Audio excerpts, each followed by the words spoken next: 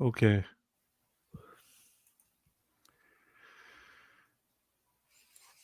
You good Hey. there, dude? Yeah, no. Oh, we're live. We're already live. So I'm here with Vex Electronica. This is the Night Owl, number 3. There's only been 3 Night Owls until now, and this is the third one. In the Mhm. second one, we had Vex here as a guest, and the third one, we're thankful that we have her as a guest as well today. So we kind of talked in advance about stuff that we would discuss that's Mhm. going on now. And one thing, and I like that we're discussing this, is because there's so many negative stuff to talk about, so much negative stuff to talk about Mhm. happening in the world and in entertainment and anything. And the fact that people went to a movie and actually liked it, I think it's cool. I liked it at least. Sorry. Um, I wait. Hold on. We're talking about Godzilla Minus One, just to clarify, right? Yes, you didn't like it? No, I didn't. No, I'm joking. I loved it, man.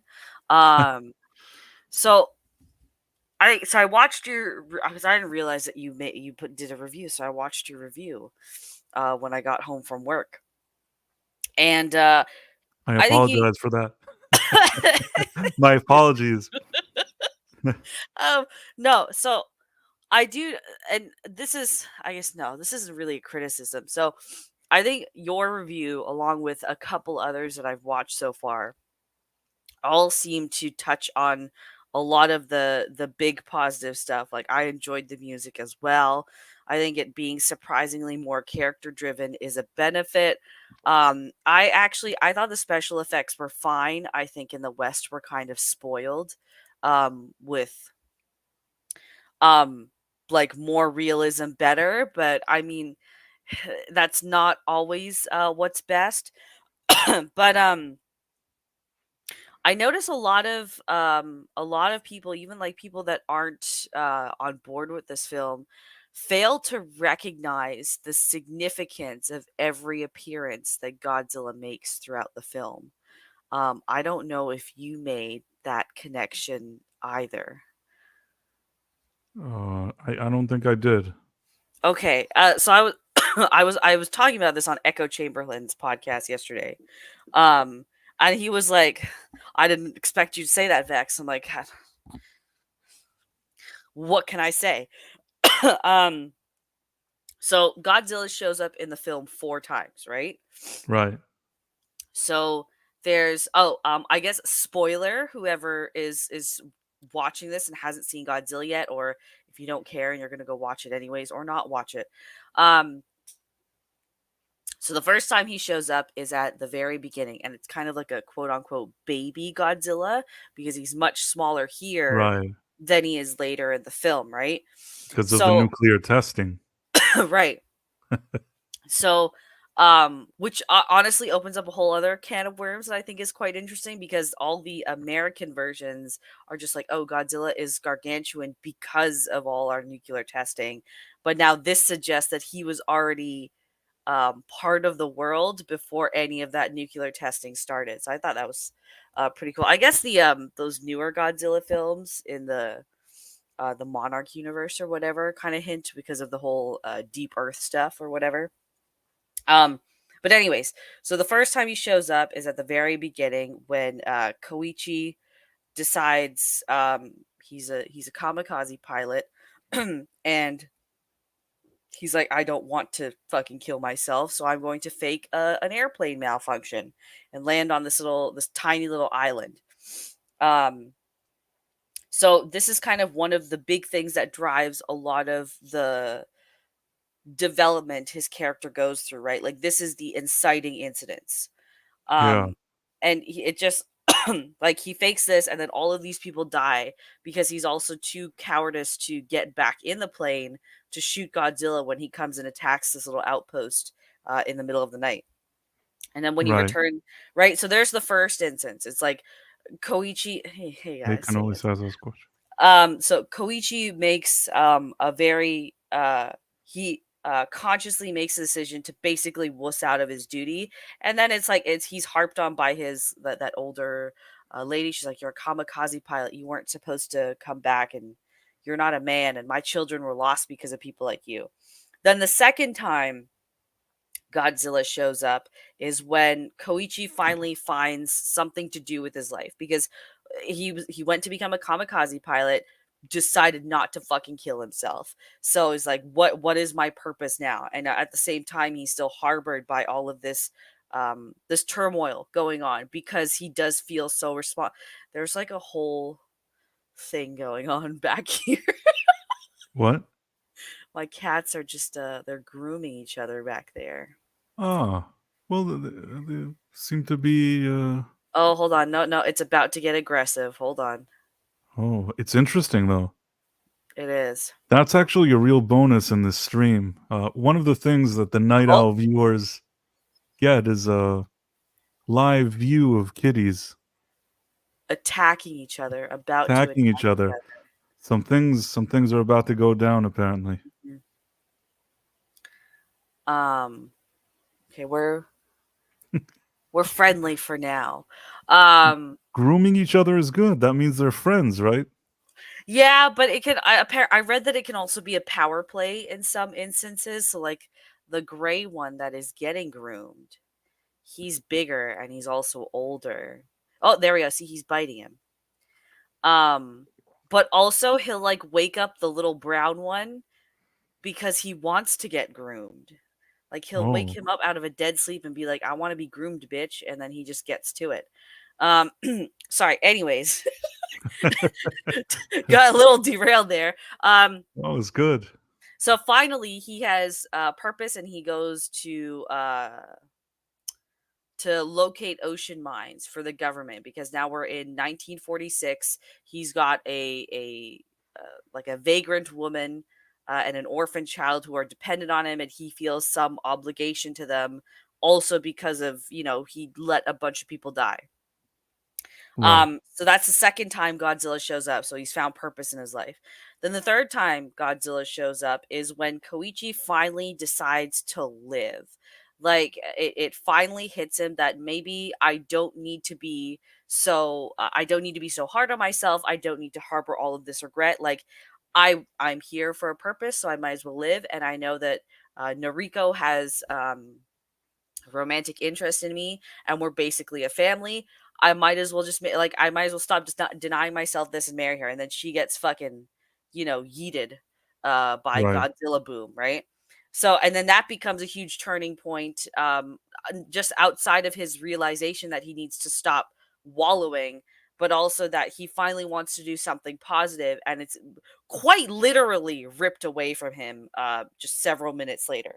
And then this now kind of brings us into now the second inciting incidents that kind of leads to the climax of the film, where now he's just driven by fucking hate. He's just driven by anger at this creature that it's acted basically like a malevolent god in so many ways on this one person's life.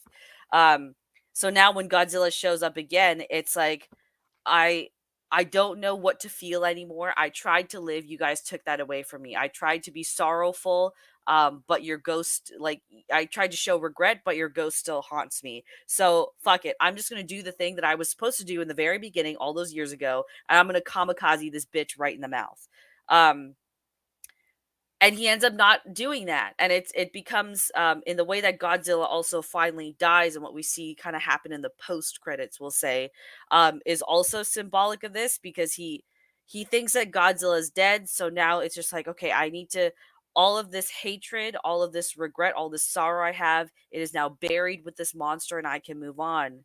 But then the heart is still beating at the end, and what do you know it, his heart is still beating, because Noriko, turns out, she was just, fucking She's blasted to just bits with and the lost her wave. memory. Yeah. Just Yeah, yeah. So she was just in a hospital this whole time, just I guess maybe unconscious or some shit. So I found it interesting that a lot of people that were on board with this film were praising it because it went for the more character driven approach as opposed to the monster approach. for But then sure. a lot of people that didn't like it were upset that it was character driven and that it wasn't enough of a monster movie. And neither of them seemed to reconcile that um it's not just a character story, it's quite literally one of it's like a manifestation of several very big influences on Japanese culture and the way that modern Japan has evolved. So, like, we're talking about the tail end of World War II. Most of the cities in the country have just been completely decimated by bombs and raids and attacks. So, this is basically a culture that, like, a nation that is on its last legs trying to rebuild itself. Um, and then on top of that, I was reading some quotes from the director, because like just because I'm a fucking weeb at heart, I was able to pick up on it. But I imagine a lot of Western audiences maybe wouldn't see it the same way without the exposure. Um, but Godzilla is so everyone just says, "Oh, it's Godzilla just wrecking shit for 2 hours," right? I think No, you probably not in this movie. yeah, but that's I mean, like, when people were hyping this movie up, there's like, "Oh, you just see Godzilla, like, fucking wrecking shit for 2 hours and it's great." I was like, "He didn't really do that, first of all." No, I never Um thought it would. I always think that they never manage to do it. Like, they don't do the characters well. They never do them well. And mhm, in this one, maybe they overachieved a bit, but I think that there's a good mix here of characters and the Godzilla itself, in my opinion. mhm. No, I agree with you. Um, It's just right. It's just some people could say I wanted to see more, but if you see too much of Godzilla, it starts looking stupid. This movie really took Godzilla and made it like something even philosophical. Like it's like a philosophical demon that he's fighting against in a Japanese drama, yet they managed to do it with Godzilla. mhm. It's pretty cool. Like I don't usually see that. Agreed.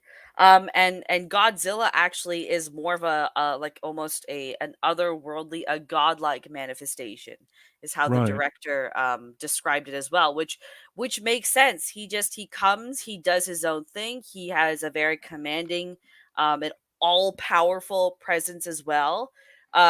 So I think it's the way that because when you watch like these like the American Godzilla movies, Godzilla is basically strictly a monster that is reflective of the sins of humanity, right? Because they always make sure that the audience needs to know we're the ones that created Godzilla because of all this nuclear testing we did in the early 20th century. So like there's a very specific intent in the Western adaptations to just make him reflective of all the bad things we did. Whereas when you look at Godzilla in the East where it originated, it's less of all the things that we did wrong and all the things we need to hate about humanity, and more reflective of the things that influence the way that we've come to think about things, the way our societies have grown and molded, and how our relationships have come to be certain ways. So I just find it very interesting that it's a bit of a like you don't expect that kind of commentary, I guess, to come out of this, but I'm a little shocked that I'm not seeing that come out a little bit more because it does explain so much of why all the kind of the plot conveniences, the plot armor, the character armor works so well in this. But if I were to see an American movie do something similar, I would criticize it for trying to do that. So like Narika's whole plot line, her entire character, yes, she's meant to be there to basically support whatever Koichi's going through, but ultimately, like she just fucking latches herself onto him at the beginning of the movie. She kind of tries to be kind of the superhero woman where she's a thief, but she can also raise an orphan baby and she's not going to give up on it. And then she goes off and she tries to get work because she doesn't know how else to kind of prove herself. She quite literally saves our protagonist, like in that third instance where Godzilla shows up, because she's the one that ends up pushing him out of the way and saving him. And then Right. miraculously she seems to be alive at the very end, right? Which I understand. It's just like you after going through so many heavy emotions, you just want a positive ending. So I can forgive that. But a lot of the things that her character does, we would criticize in a Western film. So I'm just this is and this kind of I mean, this is why I pose like these are the two things I want to talk about because I've been thinking about this. So what other Western films will say do something similar where there's supporting characters that are just so full of plot armor and there's a plot that is just so convenient that we harped on it for those things, but we can let go in Godzilla Minus One. I mean, can you give me what is it that's wrong with her character that Well, she's just plot armor. That's why. There's really no struggle that she goes through. She quite literally survives a nuclear blast with just a broken arm and a busted eye. She latches herself onto the main character and comes off as very like, I know best, at the very beginning at least. I know best, like I can do this, strong women kind of what we would normally perceive as strong women. Um and on top of that, there's always instances where she wants to like prove herself. So like we never really see her be a weak character. We only see Koichi be a weak character, and that's shown when he's like he finally reveals to her the things that are keeping him from kind of moving on in life. And she's the one that ends up comforting him, and she doesn't really have a reaction. And typically, it's usually the other way around, where it's the woman that needs the cradling. Again, I was totally fine with all of this because I understood that her character was not meant to be a primary, like a leading character. Simply everything that she did was to give more power to our lead, to our protagonist, right? Um if nothing else, she doesn't make him look bad. A lot of stuff yeah. today, like you have the wife trying to make the guy look bad or stuff like that. I think that there was a nice she's seen as a nice supportive person. I don't know. She was likable. Maybe it's the actress they chose. I don't know. She seemed likable, which is good. Mhm. Even if Um even if the character development wasn't as strong, just like you're saying, at mhm. least they sort of brought an actress that seems likable. There was a good vibe. You know what I mean? It Yeah, was fine. I agree. I She personally had totally no. sold it. Right, and I like, again, personally, I had no problems, but I'm just, like, I'm trying to point out that a lot of things that her character does are things that we would point out as problematic in a Western film. So, that's where I just, like, I'm starting to ask the question is, when why is it forgivable here, but it normally hasn't been forgivable in a lot of the big stuff that comes out of the West? What is the big difference? I think I know. Okay. At the end of the day, this guy, he goes through a journey, but he goes from being, I'd say kind of weak and all over the place at the beginning, and at the end, he's a hero. Mhm. People that are men watching this movie, that's always nice to see that it's so rare these days that the man is actually a hero because all the woke stuff, they don't usually do it. Uh, So I think it's nice to see that arc. The wife, she's a little more modern. She says she gives him some stuff. She does this, she does that. It's nothing. It's nothing that can tank the great story that they're telling on of his story. I agree with you. And that's why because again, I'm not saying this because these are problems I had. I'm just trying to look at this objectively. Objectively, because this is a point that I was having a conversation with someone else and she went to go see it and she didn't like it.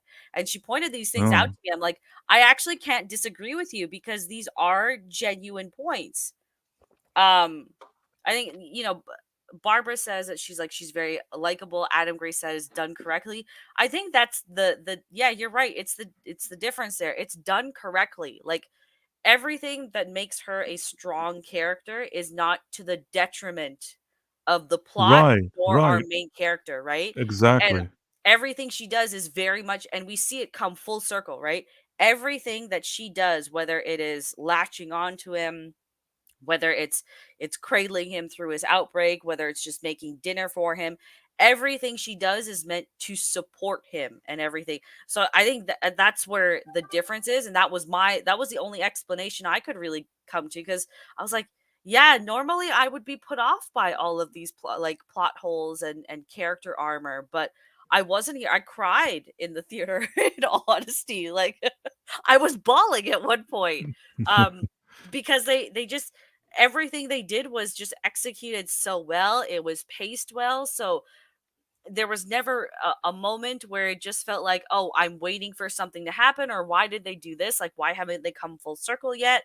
And it was just, I can remember so clearly almost every detail of this movie, every instance that happens to the story, because it's paced and crafted so perfectly, so specifically.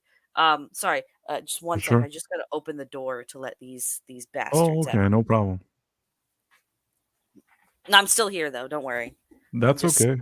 I'm just standing. Uh, No problem at all. where is my door handle? There we go. Go on. Yeah, also sometimes movies they can have one character or another or they can be imperfect, but if there's a really good story that's being told, you can sometimes just accept certain things and it's not a big deal if you're really immersed in a good story. Hmm. Yeah, I think, and that's the other thing is I still felt like even with all of that plot armor, I think the other thing too is I think everyone thinks that, oh, it's a Godzilla movie, so I must be seeing a lot of big monsters because if we look at the Gareth Edwards Godzilla and then the Kong movies and all that stuff, like it is just a bunch of CG monsters kind of dominating the film, and that's really all you remember out of it. They try to put some human stories in there, but you don't. Let's face it, none of us fucking remember any of it. Nothing, Like, nothing. I can't tell you one story from all the movies, and I've probably seen all of them. I can't there you go. remember one character name, one character, a story. Exactly, right? So I think because this got an American release and it's Godzilla and what we've kind of been primed to see over the last decade, everyone was expecting to just see a giant monster fest. And I think that's where the it's a clash between cultures, we'll say. Just because like I mentioned, Godzilla is perceived very different ways between the East and the West. Um Barbara is spot on. Yeah. She does what women were expected to do of the time. Even when she Right. gets her suit and tells him that she's taken an office job, that's appropriate for the time and the place. I agree. It doesn't feel pushy at all. And No, again, it's also not to the detriment of Koichi. no, and probably at that time that would make sense. They would behave the way that couple behaved. I mean, this was a crazy time in their history, and Hmm. yeah, Exactly. it. I don't know why this rings true, but when you watch the movie, you accept all of this, and it all seems according to its time and all that other stuff. Hmm. Maybe if we're living in 2023, this woman acting exactly like this wouldn't have seemed as smooth. But it is a period piece about a culture that does things the way it does things. Hmm. This could sort of be what they believe was the representative of the time. I agree. And even most of the stuff that they do that I'm aware of at least is pretty historically accurate for Japan at the time too. And I find the history element is actually really subtle. It just ends up providing kind of the perfect backdrop for all of this, but the influence is really subtle. Because I'm just thinking like other World War I, World War II films that I've seen come out of the West, the the the fact that it takes place during that time period is what drives the plot forward. But in this case, it just happens to be a very convenient supporting background to carry the plot forward, if that makes sense. Yeah, Yeah. I think so. I don't know. Maybe I should do a Godzilla review. I've been debating it just because I see there's a lot of things that aren't being discussed that I think should You I can think you can give your angle. yeah, I feel like there's a lot of reasons that people are unable to pin down as to why this movie works as well as it does. Given that it does fall into some tropes and all of that stuff. And I don't think there's a full connection happening We in yeah. Hollywood, they just don't even know how to tell even a simple story these days. And there's something I'll tell you how what this is just my interpretation. Sometimes it's beyond a script or an actor or something. I think that what a lot of people are liking about this movie is that it has nothing to do with the Hollywood system. This is Mhm. a guy in Japan with $15 million, which is not a huge budget. He decided to make a movie. If you do a movie like this for that kind of money, you Mhm. must have planned every single thing, thought out everything. Mhm. This guy did something really cool for basically this one movie mocks everything about Hollywood. There's that movie magic there. Mhm. There's something that you can't explain in words. It's kind of this movie magic that you're in the movie, the escapism, whatever you want to call it. This movie, It's true cinema. Like you right? you're This fully engaged. this movie manages to do that. That overcomes even people that don't know anything about screenwriting, about character development. At the end, somebody has to all the people are looking for the same thing. Some people don't know exactly why they're looking for it. But everybody knows when they're watching a good movie and we're watching a movie that doesn't have heart, that's too corporate, that's Mhm. too kind of was Just made by hollow. committee. Yeah, Yeah, there's something here that you can feel this movie has heart, in my opinion, from the first scene until the last scene. And that kind of heart and magic, that's something that they managed to click together there, is something that I think a lot of people are sorely missing. agreed.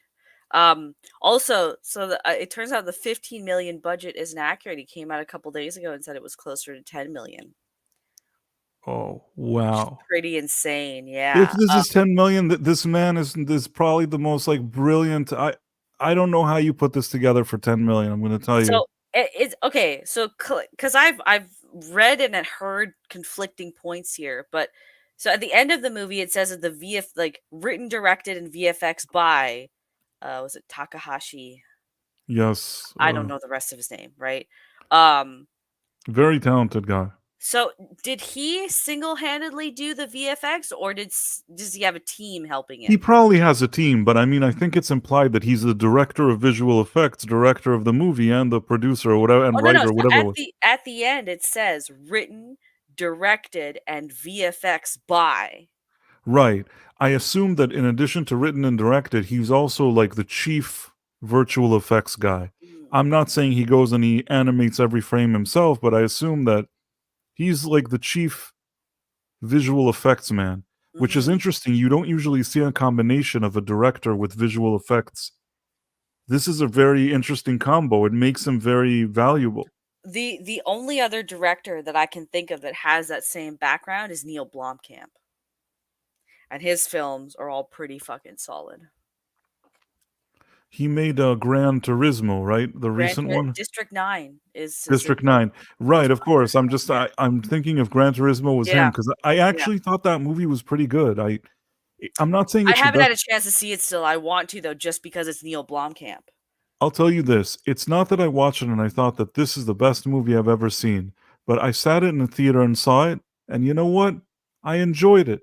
It was a good movie. It was the kind of movie that Hollywood should be making a lot of these type. Mhm, You know what I'm saying? It wasn't reinventing the wheel, but it had some interesting beats. A guy goes, he does his thing, he's some ups and downs, mhm. family, challenges. People like that. So, Executing a simple idea well. yeah, Yeah, sometimes it's sometimes very simple stories that you just focus on the character. I mhm. mean, throughout the existence of man, have we not been recycling stories over and over again? It's Yep, it's it's not just the story, it's the way you tell it. mhm, agreed. First of all, you have to write a good story, and then you have to tell it well, and I guess when an industry focuses so much on all of this agenda and propaganda stuff and all the weird stuff that they do, they really lose out. This is the most important thing, and they keep ruining it over and over again. Mhm. Lost sight of what made the industry an industry in the first place, so to speak. Right.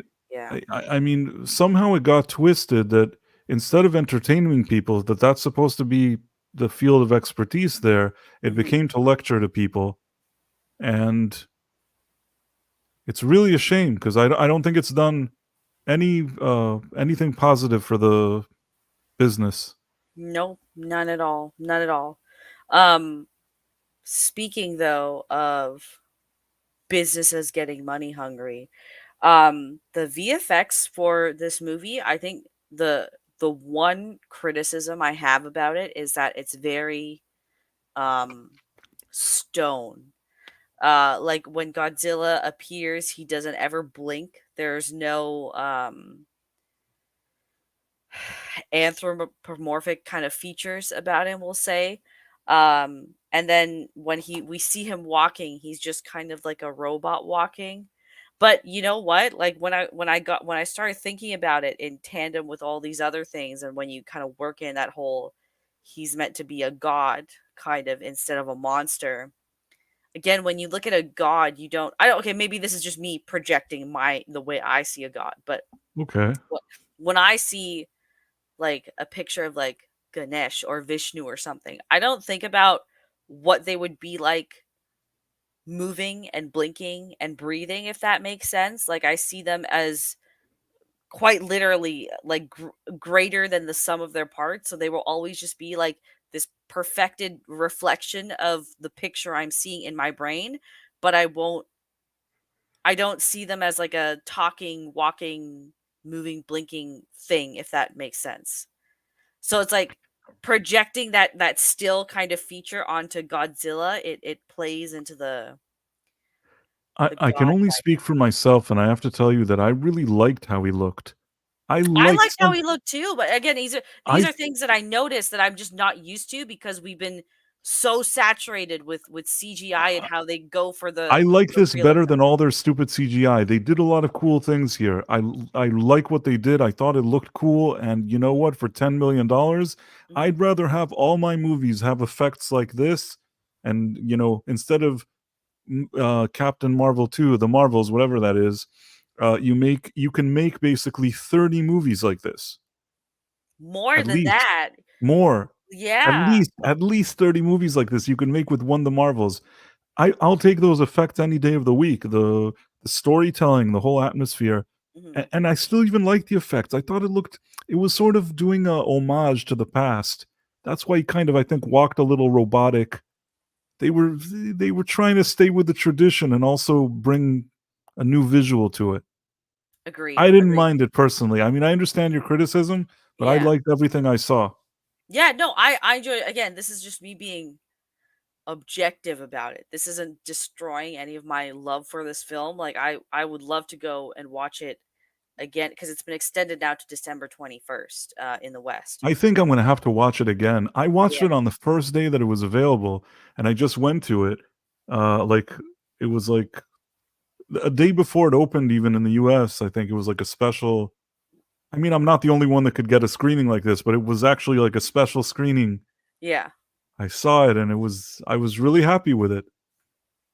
Yeah, I just I didn't expect to like I know all the reviews were positive, but like I try not to read or watch reviews before like I see something or play something just cuz I don't want that bias going into a movie, right? But when Right. everyone is like hyping something up, I'm thinking like at the very least I will enjoy myself. Like that's whenever someone's saying like a movie is 10 out of 10 consistently, I'm just like, okay, I know I will at the very least enjoy myself.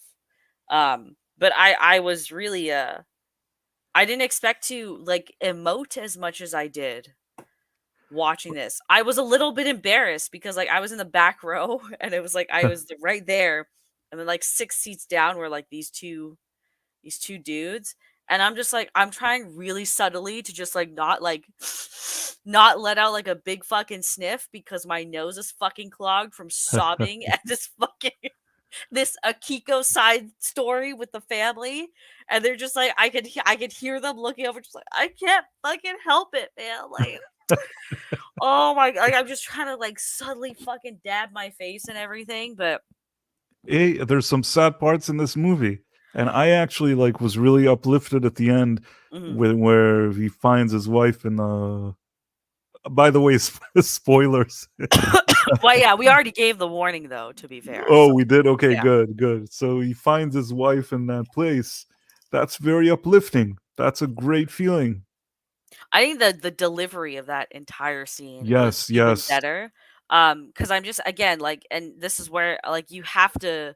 Oh, thank God. Okay, thank God, Adam. Okay, because I keep telling people I cried during it, and everyone's like, "What?" Just like, you didn't feel, man. Um, so like when he sees her, it's not that he like usually in a Western film in a similar instance, like they'll immediately rush over and there's this hugging and there's like a passionate kiss and everything. But here it was just like the moment he sees her, it's almost like it's a manifestation of literally every emotion he's felt over the last 4 or 5 years since the war ended. Like it like it comes across that like sorry. the weed is giving me a scratchy throat. Um, it really comes across that like I've loathed myself for so long. I've regretted so much for so long. I thought I could live, but it's almost like God doesn't want, like, I felt every emotion that he went through throughout the entire movie come out in that final scene. And I liked that it panned out, like it didn't rush that emotion. It stayed there and it savored it a little bit. So I thought it's corny and maybe predictable. Sometimes something corny and predictable works. Yeah, I this think I worked. think I think also Top Gun Maverick. If you wanted to, you could pick apart some things in that movie. But I Mhm, went into that theater. It was a fun experience. I enjoyed my time at the theater, and that's also good. mhm. Not every movie has to be, the Cinematic like the Oscar-worthy. Godfather. Yes, not Yeah. every movie has to be The Godfather. Sometimes you have movies that they have their strengths, or there's something that really captures your imagination, or you're enjoying watching it. And I think that this movie, considering my expectations, I came with zero expectations. It Mhm. ended up being 100 times better than I could have imagined. Right. Exactly. For $10 million, they imagine this director. They told him, "Here's this dinosaur and like $10 million," and he actually made like a drama out of it. That he uses the Godzilla as sort of a metaphor, as a sort of, you know what I'm saying? Mhm. It's a whole it's like on different, more spiritual levels. What Godzilla symbolizes with how they were after the war. You Mhm. know what I'm trying to say? It's it's as if Godzilla is really just a symbol. That's it, And man. and you still enjoy it as a monster movie. In spite of all of the things that I just said, he still comes out and they have to battle him. And I also still felt the weight of all the scenes where he was fucking destroying shit and blowing people away. Like I still found myself like like just, my shoulders tensing and like gasping in the cinema. Again, even though it was a story that I had seen done before. So, When the right energy is there, when the people are there focusing on something, this seems, whatever happened here, especially because it's not bloated, $10 million, a more tight crew of people really excited about something. That's what this movie looks like to me. genuine passion. Yes, I'd be surprised if it turns out that on the set everybody hated each other and was grumpy. There, I could be wrong, but it feels like everybody's sort of working. When you have only $10 million and this is your movie, I feel like a lot of people have to be putting in double shifts here. Director was doing triple shifts. Triple shifts. Looks He's like, yeah. supervising the visual effects. He's directing. He's writing. Mhm. I'm sure you probably saw that like he'd like to get a crack in at Star Wars. I'm not a Star Wars fan, so how do you think him and Star Wars would I'll tell you what. It's not that I think that I wouldn't want to see what he did with what he do with the Star Wars. I would actually be interested in seeing that. Mhm. The only thing is that anybody that starts working in this place, as long as this same leadership with Kathleen Kennedy, that type of leadership of the story group, everything that goes on, and even Filoni, in my opinion, he's not the savior. Whatever is going on there, once they start working with him, unless he has a contract that says that he can do whatever he wants, they can't tell him one word. They can't say a word to him. They just give him the money, and they are not allowed to speak once. That may be the only way that could work. And aside from that, it's probably a bad idea. Mhm. Dang. I would actually go and see a Star Wars film. I'd totally be interested. It's just that we already know how they interfere with the story. Mhm. Unless he has like the freedom to do it the way he wants, then okay, let me put it Okay, this way. yeah. If you told me that he had the freedom to do the Star Wars movie that he wants and nobody would interfere, I'll go from the positive. I would want to see that movie. Mhm. Do you get Oh, what I'm saying? Like they're so hard on pushing the propaganda there and the agendas. It's really tough to anybody that sort of has value seems to leave that place. it's uh it's like Alien 3 on a mass scale basically. Kind of, yes, That's what's going on in Hollywood right now. Alien 3. I guess. Um And this so yeah, does hold on, but this does segue us nicely into the second topic of conversation that I'd brought, unless we have more to talk about with Godzilla. No, I'm going with the flow. Let's do what Okay. the next topic? So remember how there was a Furiosa trailer that came out last week? Yeah. Okay. Thoughts on that trailer? What did you think? The craziest thing is, okay, it's so forgettable for me that I'm not gonna say I struggle, but I'm trying to remember what I saw in the trailer. Mhm. What I remember, the main thing is that it seemed a lot more CGI-ish than Fury Road, Mhm. which made it kind of look not so good. I I noticed will that as well, yeah. honestly, I never even was a huge fan of Fury Road. I thought Fury Road was an okay movie, and that's still how I would categorize it. It looks pretty in places. There's some practical effects that were nice, but I think it's kind of boring, and the story really doesn't do anything for me. And Max is sort of a second fiddle and all that kind of stuff. So Uh, if I may, um, I find the second fiddle, what's the word I'm looking for? Perspective to be a bit interesting. Because Mad Max, while he is the title character, he's more of a character that introduces us to more of the world, and he's not really a main character. He's almost like the writer that shows you the work, basically. So he's the character that shows you this world. I've only seen one of the Mel Gibson Mad Maxes though, so maybe I'm totally wrong. But that's the perception I get based on that film plus Fury Road, is that Max is the person that is meant to show us what a post-apocalyptic world would look like and how society would specifically deteriorate in those conditions. So, with Fury Road, I actually didn't like Fury Road the first time I saw it back when it came out. I was like, this is okay, this is a whatever movie. And that's then how I felt, and I still feel right, the same way about it. but then I rewatched it 2 years ago. Just because like, I think it just went up on Netflix or something, and I just like, "Oh, I remember not liking this movie. Okay, let's just watch it. Who cares?" And then I was pleasantly blown away. Visually, I think it's quite stunning. The use of special effects is, at least to the untrained eye, is very minimal. So I liked the more realistic sets and location uses. I very much liked the design of a lot of the warriors and stuff. I like the steampunk esque inspirations. I loved the soundtrack. I was just listening to the soundtrack nonstop for like 2 weeks on my drives to work after rewatching that. Um, and then I actually didn't mind and I find Charlize Theron to be a very cringe person, and I actually did not mind Furiosa this time around. And it was because, even though, yes, it's very obvious that they're pushing a like a female empowerment angle and whatnot through this movie, again, paired with the fact that Max is meant to just be a character to help showcase the world and not a main character, and he's showcasing the world through the lens of this woman who was supposed to be a breeder bride for basically this incestuous, cannibalistic little, desert community.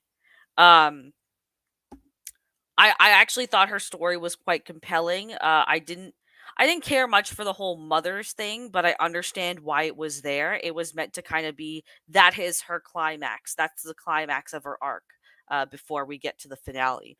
So I was okay with it. I didn't think she was like particularly all like gung ho whammon, because she still had her faults. Like, she had some troubles like aiming the gun while she was driving. She had some of the issues saying, she even got fucking stabbed, and she even gets overpowered by Max the first time they're introduced to each other and all that stuff. So I actually didn't mind that. I thought the whole breeder thing was quite interesting. I would actually like to see them revisit that, just because the fact that this one dude got into power, and he's just fucking bitches like no tomorrow, and he's got all these kids that are, some of them look like eggplants, others look like Chris Hemsworth. So it was interesting. But yeah, overall, watching it again, I actually quite liked Fear. It's a simple story done well, just like Godzilla. Yeah, there you go. They are equals. They both have faults. They both also bring strengths to each other. So when they start working together in the third act of the film, it's not that one takes over for the other. It's that they're working in tandem. And they're quite literally just like the ideal unit because they both understand the goals and desires of the other. Because they're on that same wavelength. So the reason I bring this up though, went on a bit of a tangent, so we'll work our way back. Um, the Furiosa trailer. So you said that it looked a little too CGI heavy. You don't That's what I really, remember. I yeah. actually I couldn't even tell you. I watched it, Hmm. didn't leave any kind of impression. I remember looking at it and they were maybe on the road, kind of reminiscent of that type of Fury Road type of thing. Hmm. I think they were a bit on the road and it kind of looked not as good as in Fury Road. Hmm. See, for Fury Road, I didn't hate it. I didn't love it. And I also, at the time, probably didn't even think about if she's a strong woman and he's a weaker man or any of that kind of stuff because it wasn't so heavy in film. So you really didn't care that much. You know what I mean? I Gotcha. walked into this movie. It was maybe the last movie within still feminism that's not this third wave or whatever you want to call it that they We're on attack fourth everybody. wave now. Fourth wave now, whatever it is. Yeah. So yeah, I agree with you. I mean, it still is done in a way that's not a complete insult. But Yes. at the same time, maybe in a way, because of the events of the last several years, it somehow hasn't aged well. What in the past would be that you wouldn't even think about it. You're so trained to see in every movie now that now you rewatch it and you're like, okay, they're doing this thing again. You're doing this thing again. This is where I'm going, man. You're taking us there without even realizing it. Um, so since I was okay with Furiosa, I remember when this movie was announced, it was literally following Fury Road's release. It was announced. So this has been in, at the very least, pre-production for a while. We knew this was coming. Right. Um, and the trained eye thing, you're right. Like it has been, especially in the last like 3 to 4 years, especially, it's been more ramped up and it's really hard to ignore, especially when you notice that it often is at the detriment of a lot of other like key film and storytelling aspects.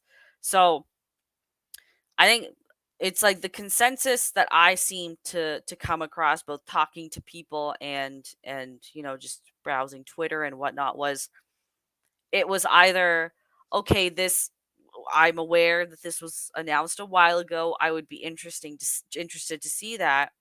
The other one was, oh, why are they removing Max from his own film and putting a woman in, a strong woman in? And then the third perspective was just like, why can't we just get another Mad Max film?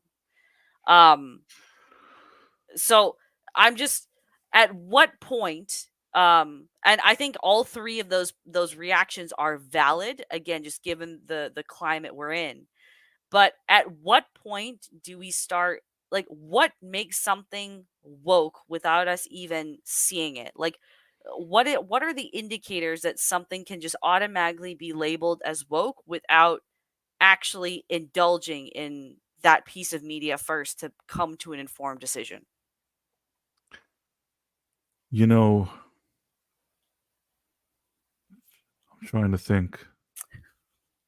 I'm curious because, like, and this, like, the Furiosa trailer wasn't the only thing. Like GTA 6, there was a trailer reveal. And a lot of people, I don't know if you've been following the GTA news, but Yeah, I've been following. yeah, so a lot of people, when it was first revealed that there would be like two leads and one, it would be a couple, so you'd also play as a female, people were like, "Oh, Rockstar is going woke." And I was just like, "Okay, that's not really indicative of anything, like if it worked, I think right?" I know how to give you an example. I know what you're asking, and I think I have the answer. Okay. So basically, for example, years ago in 2015, Star Wars: The Force Awakens came out. Now, at the time, I'm not thinking about any agendas, about woke, about anything. I don't care about anything. I just want to go see a movie. I went to see the movie. They brought back a few older characters. I didn't really like what they did with one character, but somehow it looked like it looked like they were trying to do something that fans would enjoy. Only that first movie, and it was really an illusion. But Hmm. I totally bought it. I mean, today, if I saw the same movie, within every 5 minutes I could show you the agenda. Do you get what I'm saying? I wasn't even thinking. I was off guard. I was just watching a movie for my enjoyment. Now I know every single little maneuver that these studios do. It's hard to watch a movie and not notice it. Mm. Do you get what I'm Okay. saying? So Furiosa back in the day wasn't considered a quote unquote woke movie because Mhm. it wasn't a culture of woke. It was just a matter of that was a movie that somebody said, I'm a bit of a feminist here, look, whatever. And it's Mhm. fine. It looked nice. It was a decent movie. I didn't love it. I didn't hate it. I just thought it was okay. But today, if I saw it, I'd probably see all of the things. I wouldn't give them a discount because they did it before. It would probably just annoy me because we're so used to it now. It's a movie Oh, made at the wrong time. Do you get what I'm trying to say? yes, but again, so because I'm really just trying to like put myself in, like, I just really want to like objectively understand what the outrage is, right? Because I mean, and I've done this, like, I'll happily admit I've also jumped to that bandwagon with a few things where I've just seen it and immediately I'm just like, oh, that's going to be woke garbage. Now I can't. I maybe the link that I'm missing is that I'm not a Star Wars fan, so. And I think a lot of the people that have caught on to this, a lot of the reason, like, this whole anti-culture, the other side of the culture war or whatever, has come out is because all of those people noticed what was going on with Star Wars, right? And now, it's more apparent. So because I haven't seen that, maybe that's the link I'm missing. But I've seen wokeism from a different angle, in which I've seen it very steadily infiltrate gaming since, we'll say, maybe 2010, 2011. So my look at it as, I guess, maybe it was a bit of a slower roll comparatively, but I think I'm rambling. I'm really high. It's I'm okay. yeah. Everybody has something that they really, really like. And if that something becomes agenda, I don't always even like to use the word woke. It's a word that I think is sometimes maybe even overused. But for me, I don't like all of this agenda stuff. And Okay, so if we're just looking at Furiosa, if we're just talking objectively, aside from it being a female lead, no, what it a would only suffer because the general vibe is that people are annoyed. It won't suffer. Probably it's getting the short end of the stick. It's an mhm, okay movie. It looks fine. I wouldn't say that when it was made, it was considered, in my opinion, I don't know. Some mhm, people might say it was already the beginning of woke. For me, it didn't bother me when I watched it, and it probably would continue to not bother me had they not went so hard. Let me. I think I know how to explain this. okay, Okay, I think this is good. You'll really like this. okay. I hope. So basically, uh, and this is something that I've discussed with a good friend of mine a while back. Uh, I'm the best. Okay. What were we? What was my last sentence? I think I have something that will explain this perfectly. I was talking about this with a friend recently. Right, but before that, just throw me a bone. What was what was the thing before? We were talking about what makes Furiosa inherently woke, and you were saying, "Oh, it just happens Okay, to okay, be okay, okay. time." Now I know exactly what I want to say. Okay, So okay. basically, it used to be back in the day in these kind of entertainment in Hollywood that probably a lot of these people had their political opinions or whatever they had. Mhm, Uh, I think that back in the day, they used to sort of take something that's 100% story and 5% they used to put a little agenda into it, a little propaganda. There's mhm, always something. You can mhm, look back years and years and stuff, and you can always claim that it's some kind of message or propaganda or something. But I would mhm, say that after for a while, it was maybe 5%. Somebody said, you know what? Why don't we increase it to 10%? They said, okay, it's 10%. Continued, people were just enjoying themselves. But over the years, it continued to grow and grow and grow until the point where it sort of became that 90% of it is the propaganda and 10% is the story. And some people realize this sooner than others, but by the mhm. time everybody realizes, which is I guess now, so And just to circle back with that thing with Furiosa, she's a Yeah. casualty. That movie is a casualty of this situation. I don't know what the intentions of people that made it, if they were on the cusp of the revolution of that nonsense, or Mhm. it just happened to be a decent movie that was trying to be just regular feminist. It's possible. So, so I get History what you're hasn't saying, judged it well. yes. History Again, has I judged could it be poorly. completely wrong. Maybe Furiosa is a pile of woke garbage, but I'm more open to give something the benefit of the doubt, right? Um, I will like always do that. Even when I complain, if I put something on and it's good, I will mhm, never say that it's not good. Meaning, if you tell me now to go to a movie and I'm going to think that it's the worst movie in the world and I sit there and it's a good movie, I'll never tell you that I think that it was a bad movie if I thought it was a good movie. mhm. Um, I wanna see good movies. In spite of all of my complaints, I wanna sit down already in the theater and I hope it's good, whatever I'm watching. mhm. It just No, usually that isn't. yeah, no, this okay, yes, I try to do the same thing. Like even when I went to go see the Marvels, I mean, like, yeah, deep down, I knew it was gonna be garbage, but I was still open to giving it the benefit of the doubt. Right, I think Barbie is a better example. Like Barbie was a movie that I thought, okay, this is just going to be at best like some really mid-average toy movie with a bit of feminist propaganda because it is Barbie, but I'll still have an okay time in the theater. And instead, that came out being one of the few movies that I downright fucking hate. That I it's a like really crappy movie, I didn't like it that either. I've ever seen. Like I like just thinking about Barbie is I can feel my blood pressure spiking. Um, so, but I do try to give things the benefit of the doubt. But I I'm just actually think, and I'll say this quickly because it seems like to be like a sensitive topic, but mhm, I think that Barbie, with people writing it that weren't with all this agenda weird nonsense, could mhm. have been such an interesting fish out of the water story. It could have been Right? like Enchanted meets Elf. You know what I mean? Something like that. Do something cool. Yes. Instead we got just smash the patriarchy. That's your thing. That doesn't feel like to me like something timeless or entertaining. It No. was a phenomena. It had the Oppenheimer and Barbenheimer, and they had all the girls always wanted to see this and whatever it is. I'm Mhm. not dismissing the type of audience they have. Maybe they make more movies and they continue to make money. I don't know, but this was some kind of phenomena that they could somehow cash in on. I don't know if it'll always be this big. No, it won't. Science Mile makes a good point. Benefit of the doubt is different from $60 for tickets and concessions, though. I agree with you. I think most of the movies that I've gone to go see, I wouldn't go see if I didn't have like there's a little point system that we have in Canada. So if you sign up with a specific bank, like you can get movie points that you can redeem for free tickets. Like for every dollar you spend, you get like 5 points or something like that.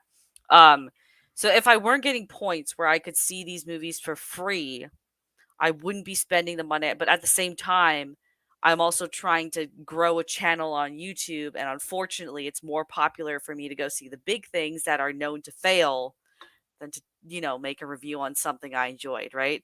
Um, but I can understand that. Like otherwise I wouldn't bother going because it's like 20 if I want to go see a movie before it releases on a Friday. So like Wonka comes out this Friday here, right? If I wanted to go see Wonka on the Wednesday or Thursday before, I would pay $23 for that ticket as opposed to $18 for that ticket, right? Um, it's expensive, man. I bought a small popcorn and a medium drink when I went to go see Godzilla.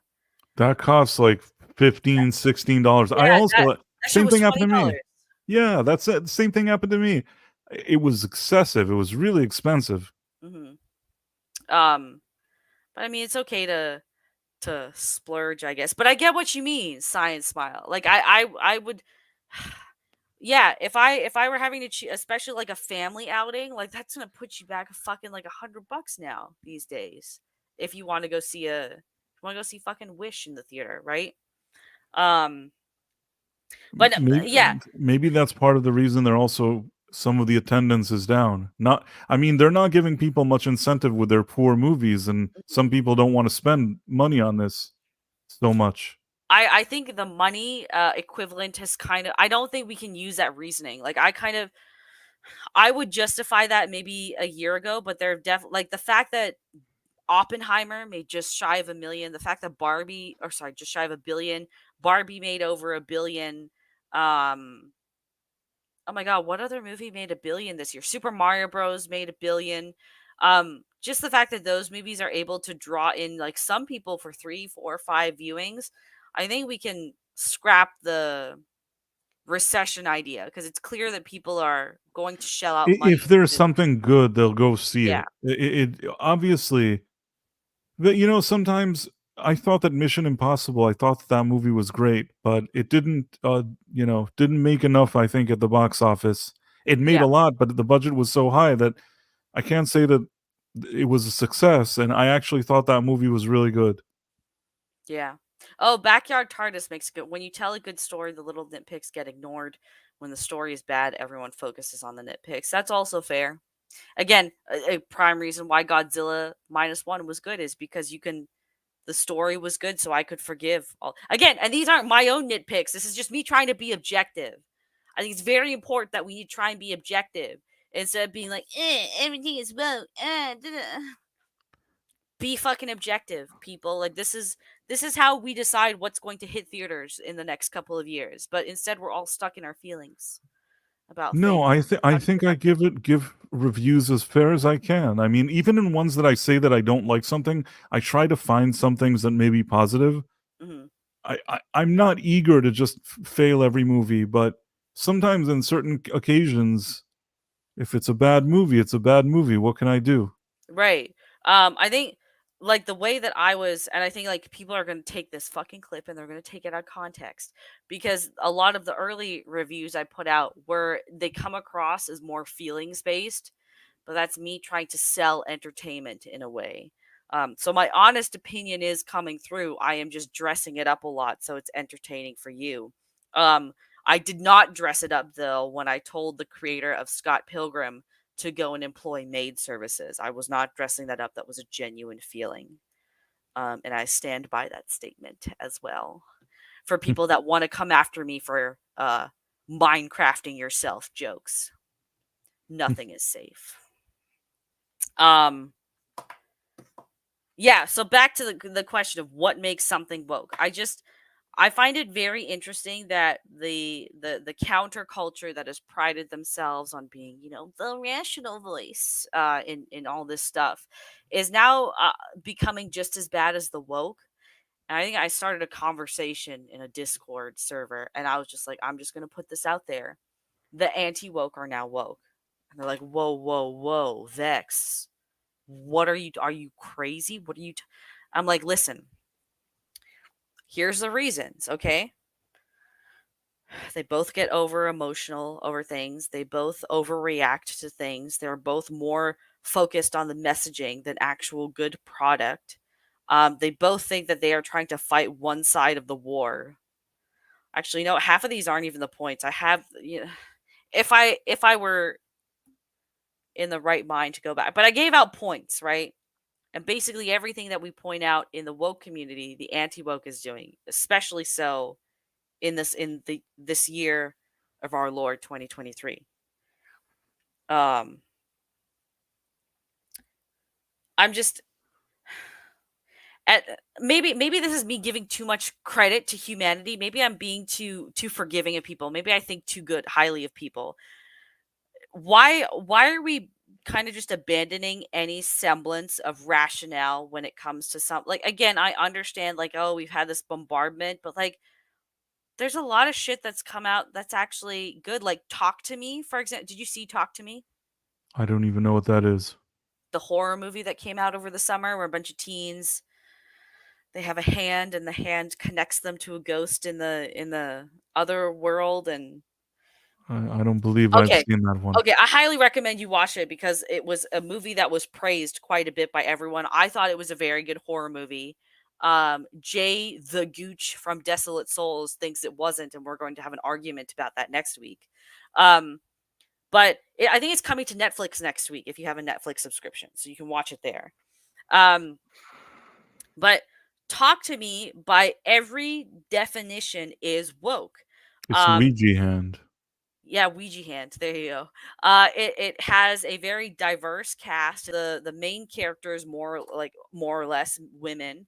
Um, it's a black woman as well being the lead. There's a bit of anti-white sentiment when it comes to like her best friend and their family, and the fact that the son just gets fucked up by ghosts.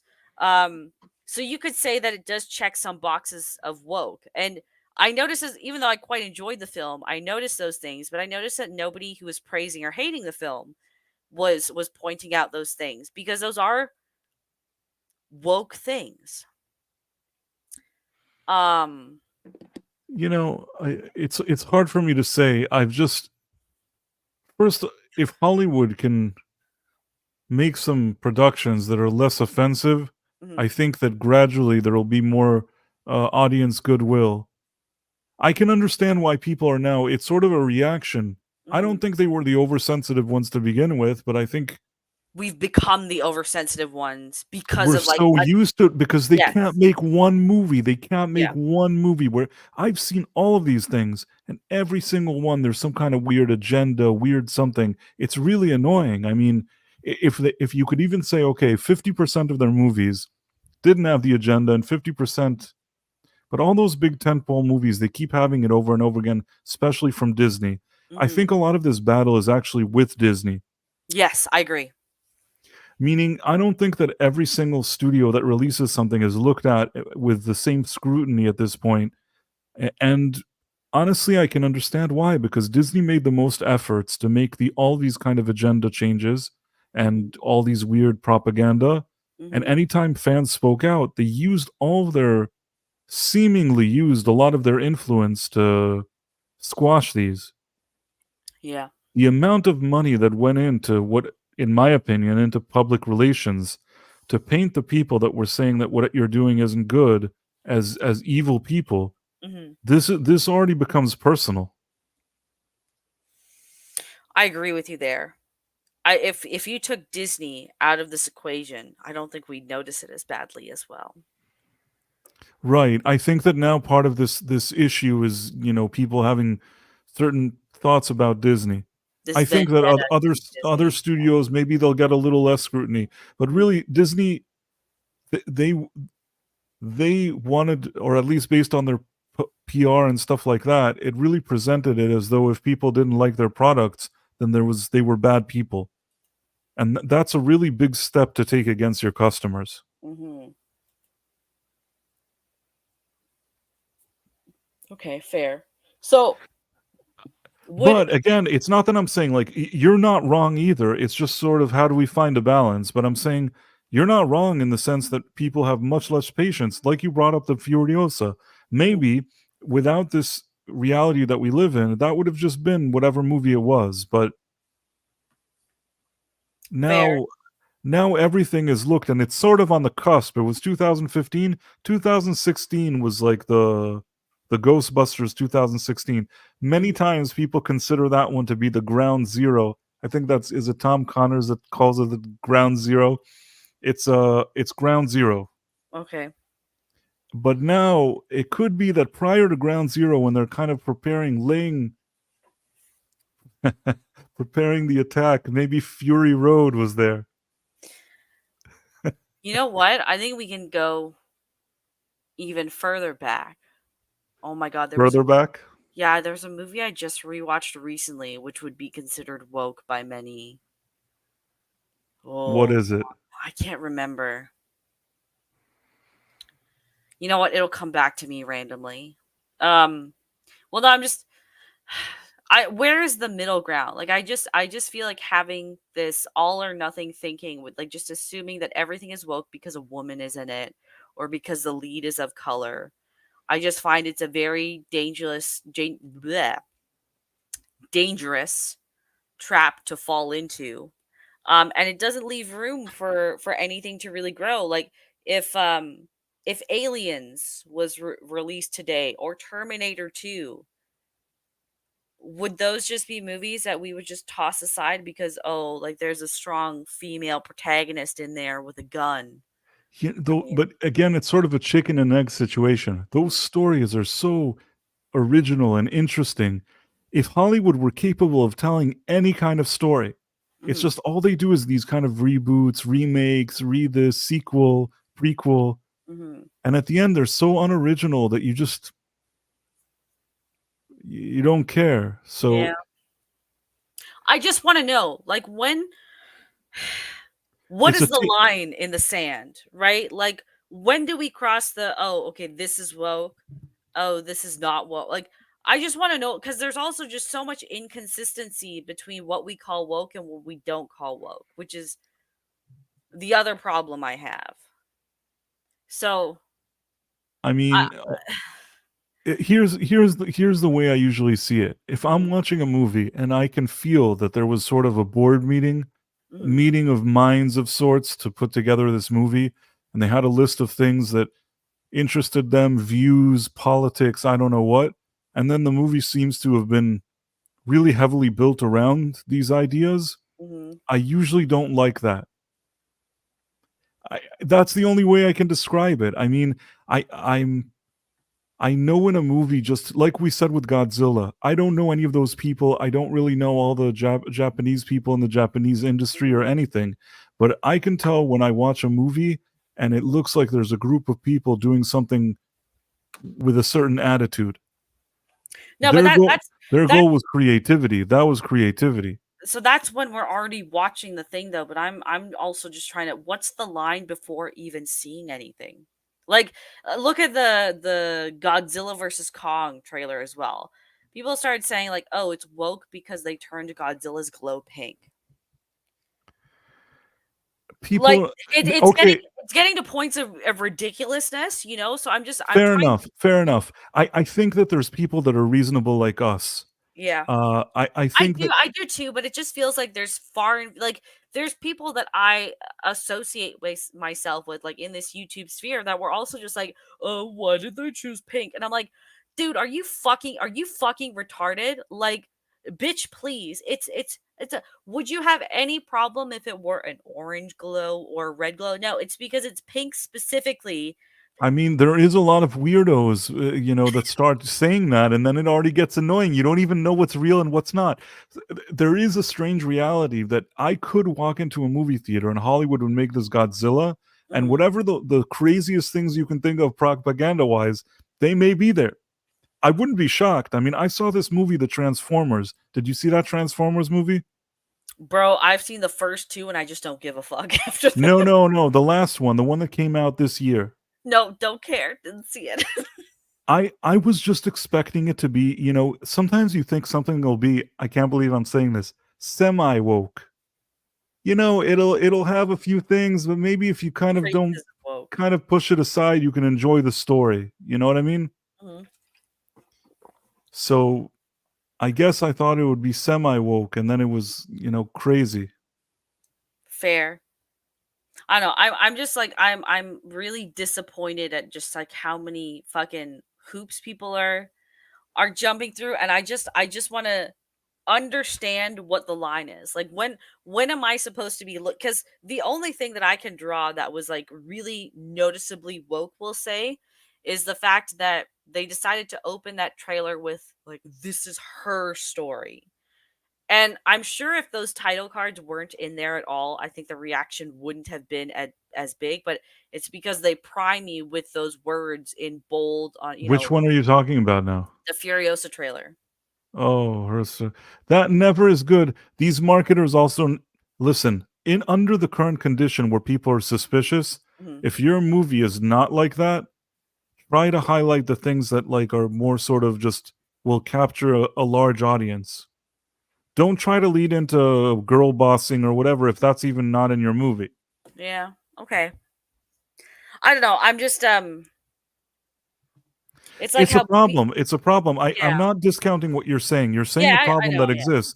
It's like some people, in an effort to combat all the shit that sorry, I usually don't say bad words on my all the stuff that we've seen through Mhm. so many years.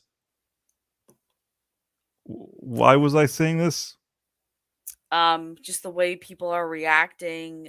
Yes, people are Yeah, overreacting. It's just a sort of defense mechanism. Everybody's reacting this way. And I can understand why sometimes people would seem overly sensitive about it. But I don't know how we can solve the problem. yeah. I think I just want to have a conversation about this because it's something I've been thinking about for a couple weeks It's now. good. No, it's good. It's legitimate conversation. Yeah, and I I just like, yeah, I enjoy these just type like, of debates. I don't think there's a solid. It's not a black or white situation. I'm really curious. It's like it's a human study right now. The reaction that people are having, and it feels almost like a little misdirected because it's just if you do just like a quick googs, like you'll be able to figure out you'll be able to figure out that Furiosa was basically announced like 5 years ago. You'd be able to figure out that Godzilla is turning pink, or at least we can speculate his glow is I didn't pink. care about the pink thing myself. Yeah. I didn't that didn't Yeah, it didn't I'll bug me either. I was just like, oh, for me, it was just like honestly, the the obvious visual contrast to a there's only so much bright I pink. can that American Godzilla is usually I don't wanna say silly. Mhm. It's not something that I walk in there really with taking too seriously. As long as Godzilla is there and he's breaking some stuff in the American ones, that's usually what we're used to.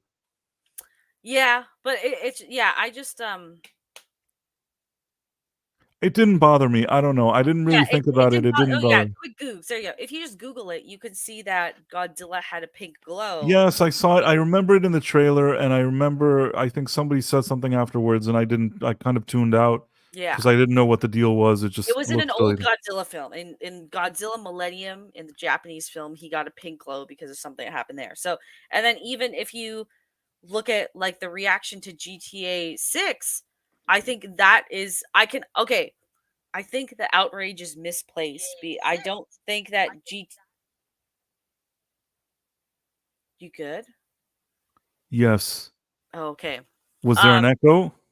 there was an echo, yes. Yeah, I'll tell you why, because I was just, here and there, I can see that people are watching on Rumble, and I just looked Oh, on my gotcha. phone.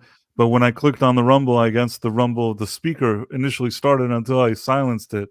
I So yeah, forgot that you simulcast on Rumble, so hi Rumble chat. yeah, I hope we are. I mean, I know so little about the people on Rumble, and the interface doesn't work as smoothly, Mm, but I make sure that it's all streamed there, and there's a lot of great people that are watching. Our last stream was viewed by a nice group of people on Rumble. awesome, awesome. Um, I forgot what my point is, but yeah, I just want to I know what forgot what mine was, so yeah, I just we're want to even. know what the line in the sand is. That's all. I want to cuz like when I like even when again, like if I know that something is going to be woke, I still like to give it the benefit of the doubt. Um like that's how I am with basically most comedy these days cuz comedy has become very PC. So it's hard to see a movie that's willing to cross certain barriers without worrying about what a mob is going to say. That's why I Right. really like Matt Rife's last comedy special. I thought that was I really good. didn't see it. Oh, I so you remember the whole cancellation thing that was going on with him a couple weeks ago, right? Remind me? Okay, basically he made a couple jokes that PC culture doesn't approve of and people were trying to cancel him over it. So, the big one was that like it's like 3 minutes into the special he makes a pretty funny like domestic abuse joke. It's like women in the kitchen and you wouldn't be getting beat if you stayed in the kitchen kind of deal, right? And it was genuinely a funny joke.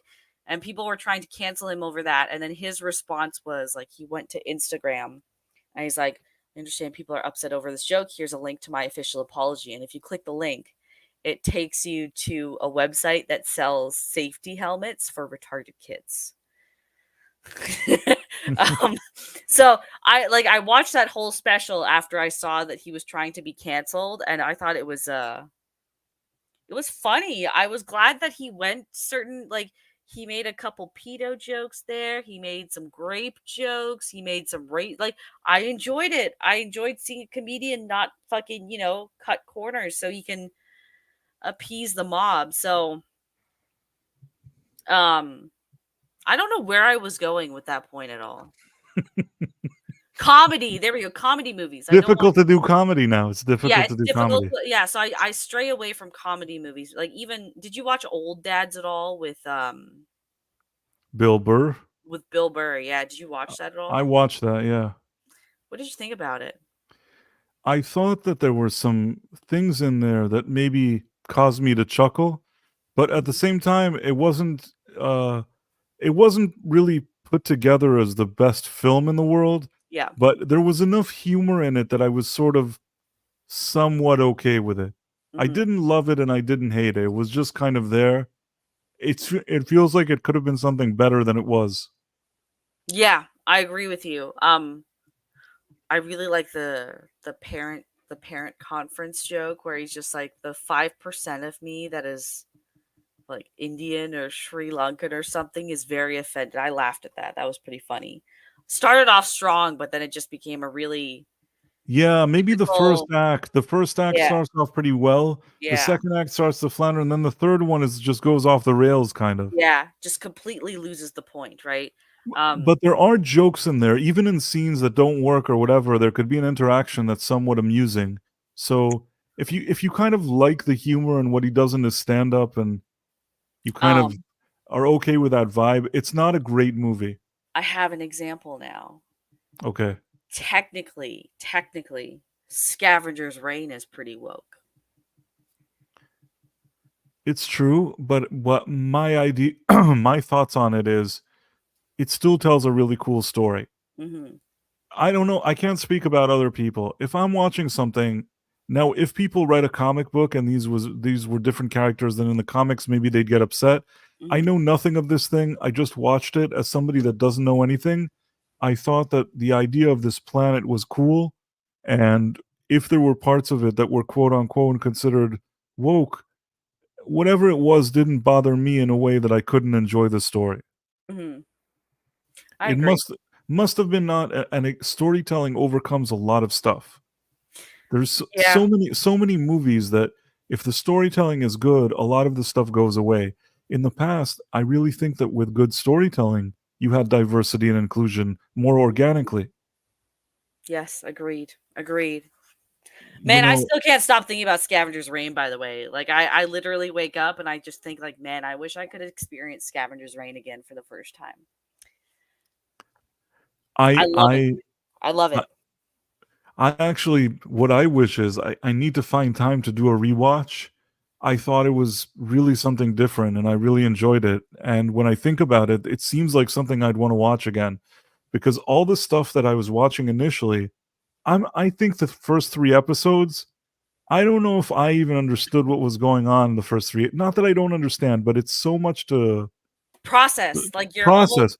Yeah. The first 3 episodes, it's so much to process that I'm sure that a rewatch would also be very enjoyable.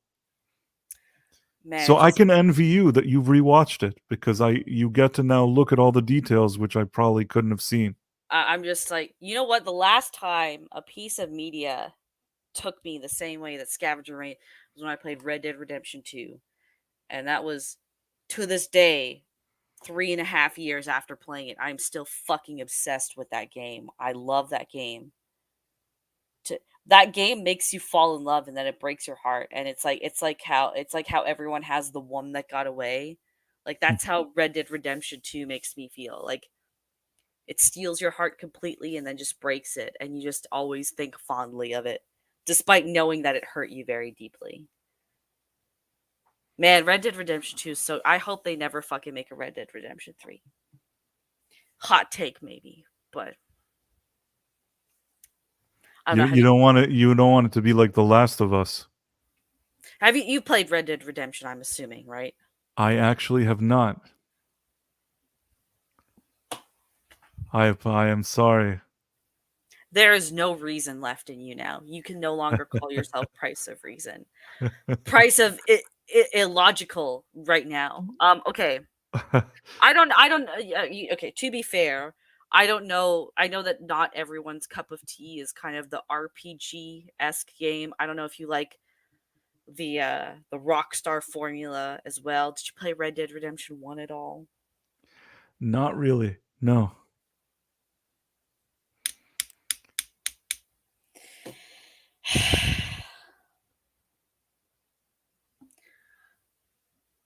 I have to be fair with you that Okay. that I think that for many years when there were consoles and games, I was into it.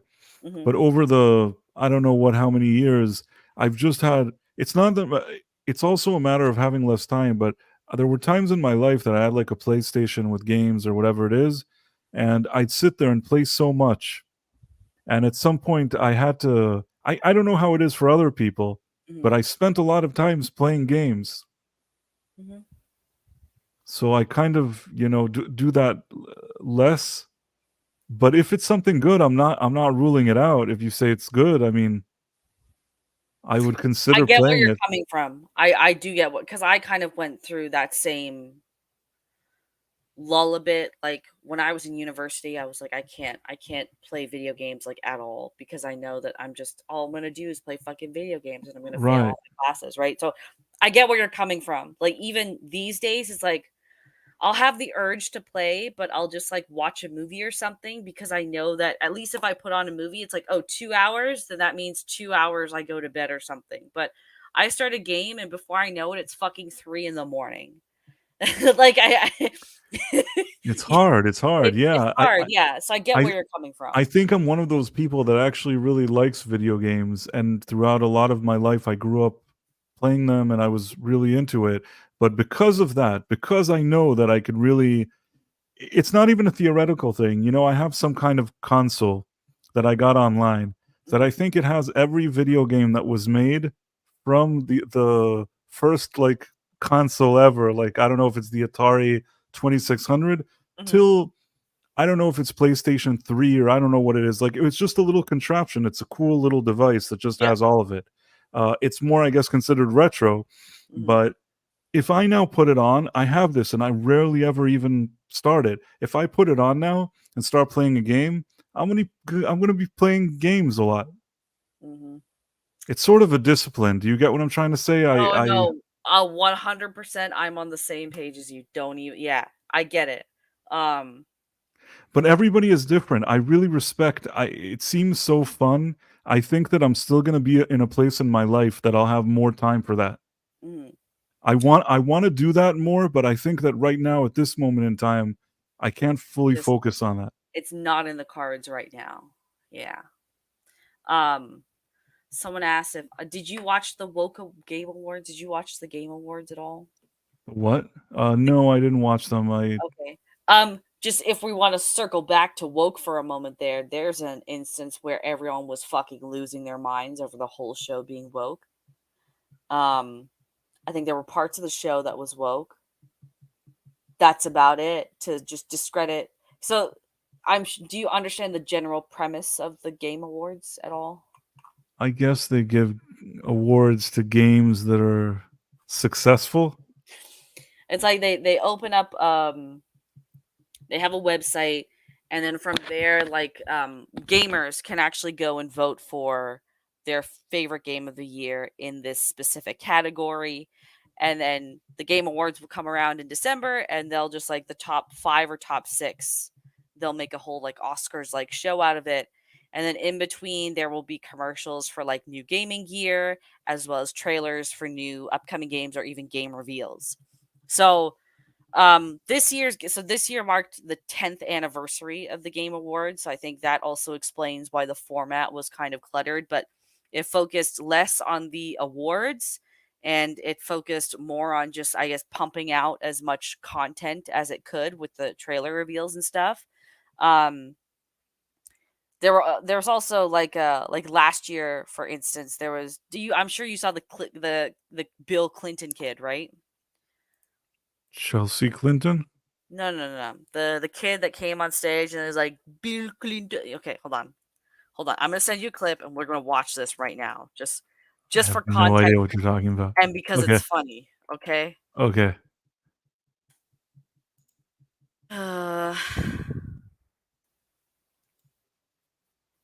I Did you fucking send it? hate all these commercials. Hold on. I'll put it There we go. Okay, this is the clip. Are you able to share a screen or do I do it? Oh, I can do it. Sure. Okay, that's easier. Okay, hold on. So present, share screen, share. I don't want to share my whole screen. I just want to share a tab. There we go. I don't want you guys to see what I have bookmarked. That's why. Okay. Oh, Can you guys see this? should I add to the stage? Oh, maybe.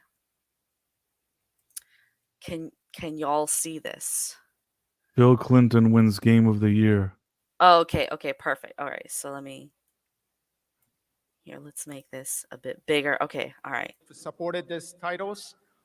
And we create the games we want to create and do our best because of you. Thank you so much. I think if God of War Ragnarok came out just a few months earlier, it would have a bigger chance. You know, real quick, I want to thank everybody and say that I think I want to nominate this award to my Reformed Orthodox Rabbi Bill Clinton. Thank you, everybody.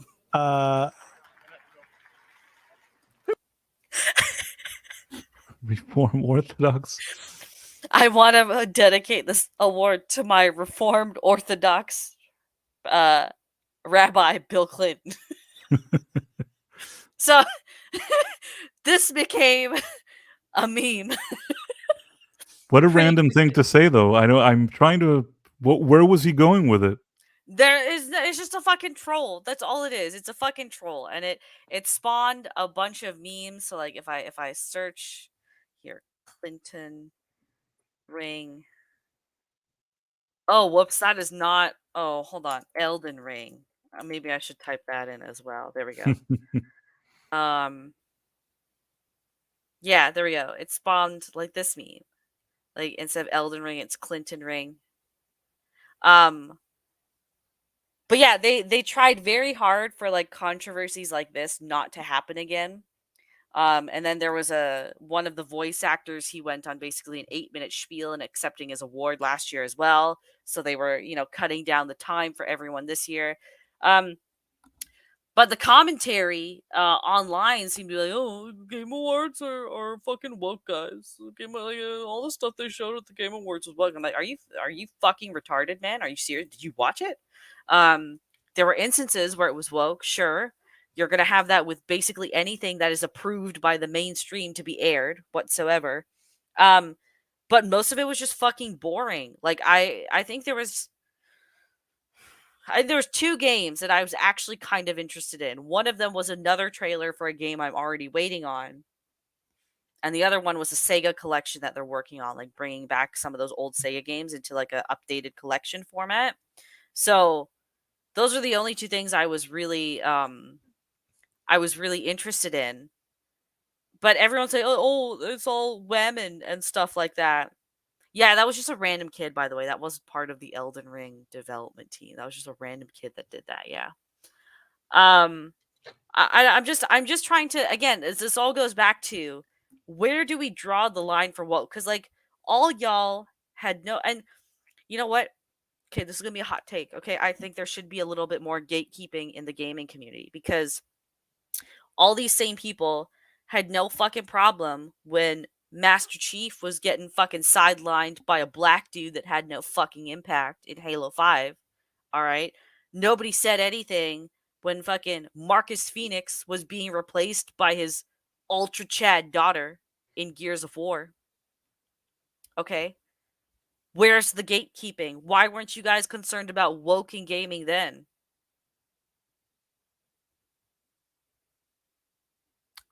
The signs were there.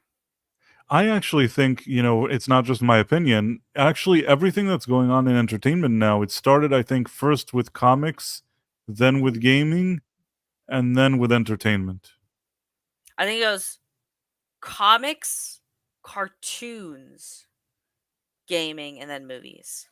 Fair enough. Comics, cartoons, gaming, and Yeah. then movies. Because you got to get the kids. Those We are the we ones. it's a shame that we weren't as astute back then. But it's just like I'm really like, and this really fucking pissed me off when people were saying, "Oh, Starfield is woke," and I'm like, if a pronoun selection option belongs anywhere, it's in a fucking sci-fi fantasy game. Like, this isn't the fucking classroom where they're forcing it. Like, honestly, if pronouns belong anywhere, it's in gaming, and I'm okay with that take. It's meant to be an immersive tool. It's meant to put you in a fantasy realm. So why wouldn't it then be appropriate to be called a fucking Zer or Z or Zem? Um, but it's just like I like people are really harping on the wrong reasons. Is the other point I'm trying to get at too with this whole like what makes something automatically woke? Like I'm at a loss. Price of reason is what. So, Yeah, sometimes R2. I agree with you. Starfield's just boring. I think that's the bigger problem with it. Instead of complaining about fucking wokeness, where again totally fits into that realm. If we're going to be honest. usually it's hand in hand. Usually when a game is kind of has those agendas and is considered woke, most of the time you're saying that once in a while maybe that's not the case, and maybe you're right. More often than not, when you see people that are heads of companies, the programmers, they're all talking about all this agendas and peddling stuff, you kind of feel that at the end it's not going to be what you want it to be. It's somehow they can't make that separation. They don't just act like that and then they make the product or whatever it is, the game, or and then they're great, or the movie or the show. Yeah. Okay. I don't Now, know. once in a while, you're right. There could be a movie that maybe it'll get looked at too much scrutiny, and it won't deserve it. Sometimes you're right. Those are the casualties. Mhm. I hate to say this. That's like the casualty of a culture war. Yeah. That maybe there's something that was worth something, but people won't give it a look because it's just the whole sentiment is not good. Fair. I mean, right now, if a studio just makes a movie with a guy, he's like cool, he walks around, he's just like confident. There's something like that needs to get done, and he can do it. Maybe there's some action. You give him some guns, he goes around, maybe punches a few people. You put that on screen, I think people would enjoy it. That's true. Yeah, you got a point. Take Chris Hemsworth, like he made that movie, whatever those movies were. Oh, Extraction? I thought they were okay, but you know what? You could do even more with him. Chris Hemsworth, he has a little bit of he can be a little bit amusing. There could be like half a one-liner, maybe he beats some people up. Is it so difficult to make a movie like that? Why in all the movies is he always like some lady's butler? A bitch. Oh, well, you said it your way. I kind of envision it as a butler. But you know what I'm saying. Have a good night, Barbara. Yes, I do get what you're saying. I do. All right. I don't know. Did you? Since we're on the topic of woke, anyways, did you see that new movie "Leave the World Behind" on Netflix? Is that the one with Julia Roberts? Yes. I haven't seen it. I used to like seeing Julia Roberts in movies, so I considered watching this. Hmm. I haven't gotten to it. Is it worth it? I wasn't sure if it was worth my time. I don't even know anything about it. Okay. Essentially, this family decides to take a last minute vacation to Long Island. So Julia Roberts is the mom, and then Ethan Hawke is the dad, and then two fucknut kids.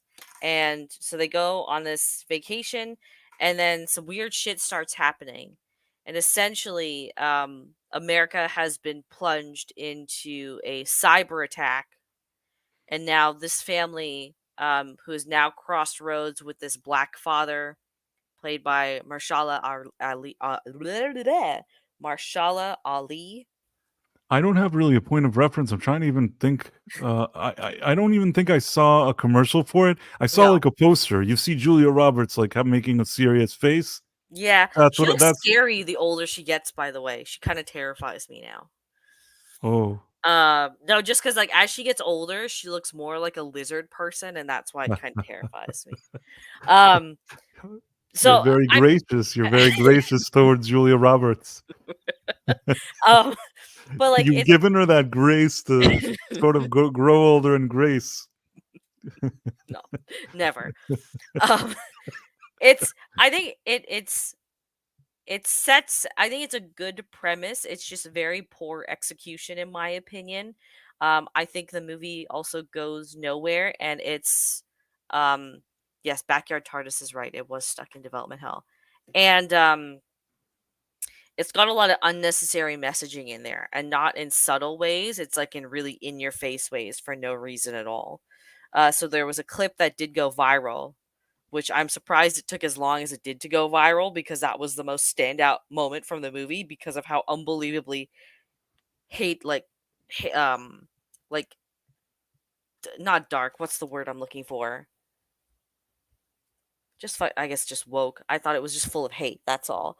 And then I learned the Obamas produced it. And I was like, oh, that fucking makes sense. The president that basically shoot in this modern era of racial divisiveness made this, so it makes sense. I don't know. I've talked to people that really enjoyed it. I personally, again, it started off with promise and then it just lost the fucking plot and it went nowhere. I was quite disappointed. It's a movie, right? It's a movie, yeah.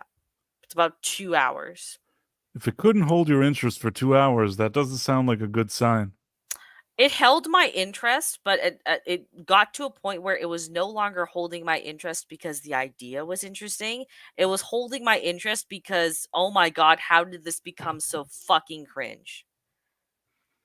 Like, how did you ruin such a good idea for a film kind of idea? Interesting. I don't know. Maybe Now I'm you'll have a curious to different. watch it. I mean, in the way Yeah, you're describing it, it check it. starts off promising and then it Yeah, nosedives. check it out. I think everyone should. Again, when I say something's bad or good, like you should just go check it out for yourself and make a decision. But because like it is, a lot of people are talking about it. I'd be interested to hear your opinion on it. But God, I don't like that movie at all. I think that made my list of probably worst movies of 2023 as well. I wrote down a list in my agenda. R2, Vex, the message is the point. Anything else that happens is ancillary. I'm so sick of the message, bro. What is the message? Am I just supposed to hate myself? Is that the message? What is the message? That's all these films ever make me feel, by the way, especially when they start race swapping historical figures, like making Anne Boleyn black or making Velma a South Asian girl. All I all mean, these all these race swaps make me feel is this another form of white supremacy? And hold on, let me explain that. Let me explain that thought because I know a lot of you are gonna be like, "What the fuck?" Okay, so the popular kind of theme throughout all this wokeness is that white people are supposed to be ashamed of some of the things that certain Caucasian races inflicted on other Caucasian races, right? And the most significant one is how blacks were slaves, even though no one wants to fucking admit that blacks enslaved their own, but whatever. Um, so that's where all of this kind of a cultural Marxism comes in because now it's just like, oh, it's forgiveness. So we're trying to show that oh, history in the West at least was not as white as everyone thinks it is. So what they do then is they race swap characters like Cleopatra and Anne Boleyn, and most recently Isaac Newton in Doctor Who, right? yeah, that was actually I talked about that in my review. There you go. I saw that, Oh, and yeah, I don't give a fuck about Doctor Who, but I'll watch it. I'll watch Buddy's videos. It's fine. Um, hopefully it's not. I feel bad. You have to watch 2 of them. it is. You know what? I watched them, so don't feel bad. There you go.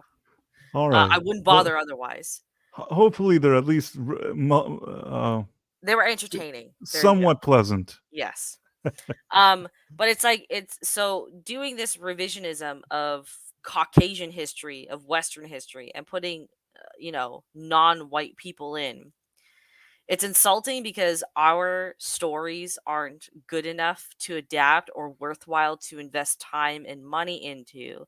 So instead, the easy way is to lazily impose us into your own revisions.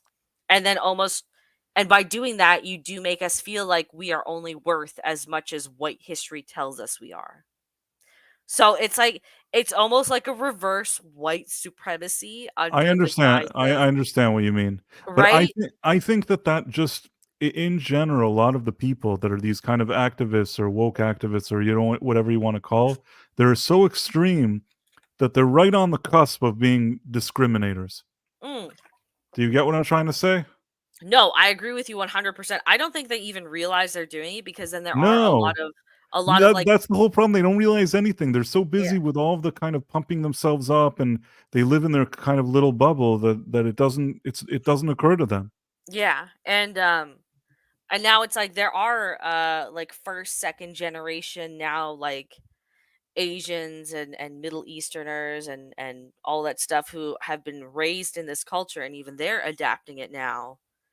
Mindy Kaling is a great fucking example right there. So that's what I mean by that. I don't even know how we got on the race swapping point. I don't know. We can steer somewhere else. Well, Okay. let's But steer. I do remember that someone pointed out that race swapping is part of what makes something woke, but No, nobody was upset when Sam Fury was race Ni- swapped. I'll tell you what. Here's another thing, and I think this actually goes into our overall discussion. Mhm. I think that in the past, and it's the same thing what I was telling you with the 5% and 10%, it Mhm. was done in moderation. Mhm. And whatever was done, because it was also done in moderation, I think sometimes it was just done not even for woke reasons. Okay, just because maybe they were the best fit, kind of, for the Yes, role. Okay. you know, sometimes I'll give you an example. The movie Empire Strikes Back, and this is what I believe because I think that I've seen a script. There were a few versions of that script, and I Mhm. saw like not the final shooting script. I think that I once saw an earlier version. Now, in the Mhm. earlier version, when they invent the character of Lando, he's in the story, and when they describe him, he's a Casanova type. It doesn't say his skin color. It doesn't say anything. They wanted to make it seem like he's kind of suave. Okay. So that's the description of him. In any case, at the end, they hired Billy D. Williams to play him, Mhm. and I think that they had this character anyways. It's not that they went and they sat and they said, "We need a person of this group inside our movie. Let's make it so that there's one in there now."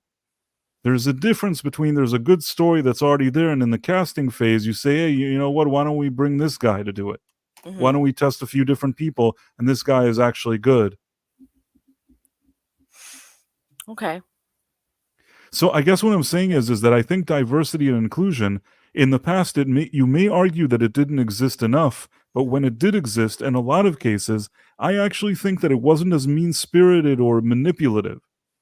Oh, it's like how is it Ahura on Star Trek? She was very famously pointed out as like the first black woman in, what is it, a sci-fi show, or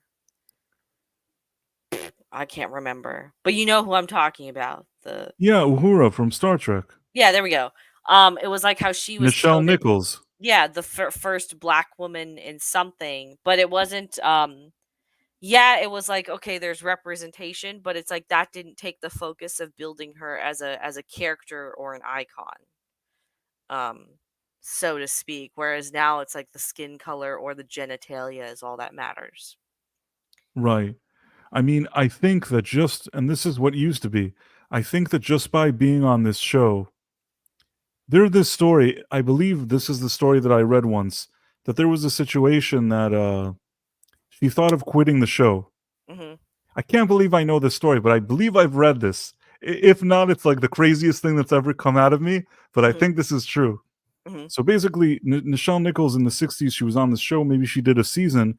And at the time, today you think Star Trek. That time it was a show it only lasted 3 seasons. Mhm. It wasn't exactly, it had its following, but it's not the institution that it was today. And I guess Gotcha. after a year or something, she thought to herself, maybe I should go look for other employment. And I think she was considering leaving it. And based on something that I read, uh, she ran into, or maybe she was at a restaurant, I don't know what, and Martin Luther King basically came to talk to her, and he said that he loves seeing her on this show. It's so great. And she said something like to him, according to what I read, that she said, "I think I'm going to leave the show." And he told her, "Don't leave the show." He said, the fact that there's a group of people here that are sort of officers on a ship, and you're together with them, and you're working there, and you're a colleague, and whatever's going on there, that's good. That's a good thing. That he liked the visual of that. Apparently, your story is true. 2 people in the chat are. And then she That's said, crazy. you know what? Maybe I won't quit. I'll stay. And what I'm trying to say is, it didn't require doing 70 press conferences to tell everybody that you hired her or anything. She was a member of the crew. People responded well to her, naturally, organically. This is, for me, this does more for diversity than any of this weird stuff that we're seeing these days. Even in my review, I was talking about Godzilla. Now I'm bringing it all home. The Godzilla thing, there isn't one white person in that movie. I mean, it's all There is. Asian. There's There one is? white guy that shows up. Yeah. In the nuclear footage that they show of the was it the fucking instructional video or whatever, Oh, okay. there's one American general that shows up in there, and it's very All clearly a right. white guy, and that's it. Basically, this movie is an all Asian cast. They keep talking about, oh, you don't like after Star Wars, the movie, that Last Jedi movie that was really bad. People were like, people that don't like this movie don't like to see Asian people on screen. And it's like, that is the dumbest thing I've ever heard. And this movie only proves that. I was gonna say, there's a whole reason why fucking Jackie Chan or Bruce Lee got popular in the West. Right. It's absolutely not true that people don't like seeing Asian people on screen or any other group of people. I think that if you produce something that's good, people will enjoy it. And that's where I'm getting with Talk to Me as well. Is it checks a lot of boxes, but it was actually good. Okay, I think I'm starting to get sleepy again. So okay, that's cool. First of all, we've already had a really good conversation, and if you're tired, that's why we started at 11 today. I know, and I'm still fucking tired. It's okay. You did really well. You sounded very lively. It's just a long day. That's all. I thought I would have more in me, but it was just No, it was fine. This is a great stream. Look how everybody's so happy in the comments. You have. Does the trans character die? So happy.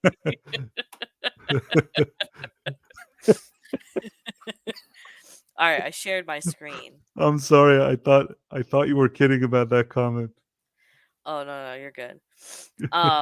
It actually appeared there.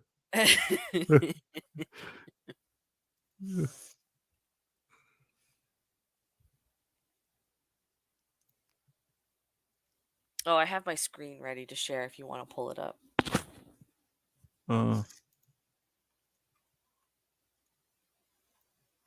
You're just having fun with the comments right now. Lost in the sauce, so to speak. I just wanted to give everybody a spotlight. Oh, okay. After 2 hours of no spotlight. I'm the worst host, like, in the history of late night streams. The least I could do is now show a few people. Oh my goodness. A few people that you understand what I mean. Oh, you know, yeah. I did what was best for them. I did what was best. Here, Professor R2. What up? I don't even know why I pulled this up now. I'm lost.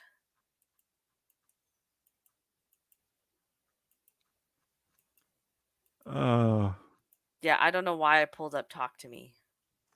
You said there was a person who is more than meets the eye that is in that movie.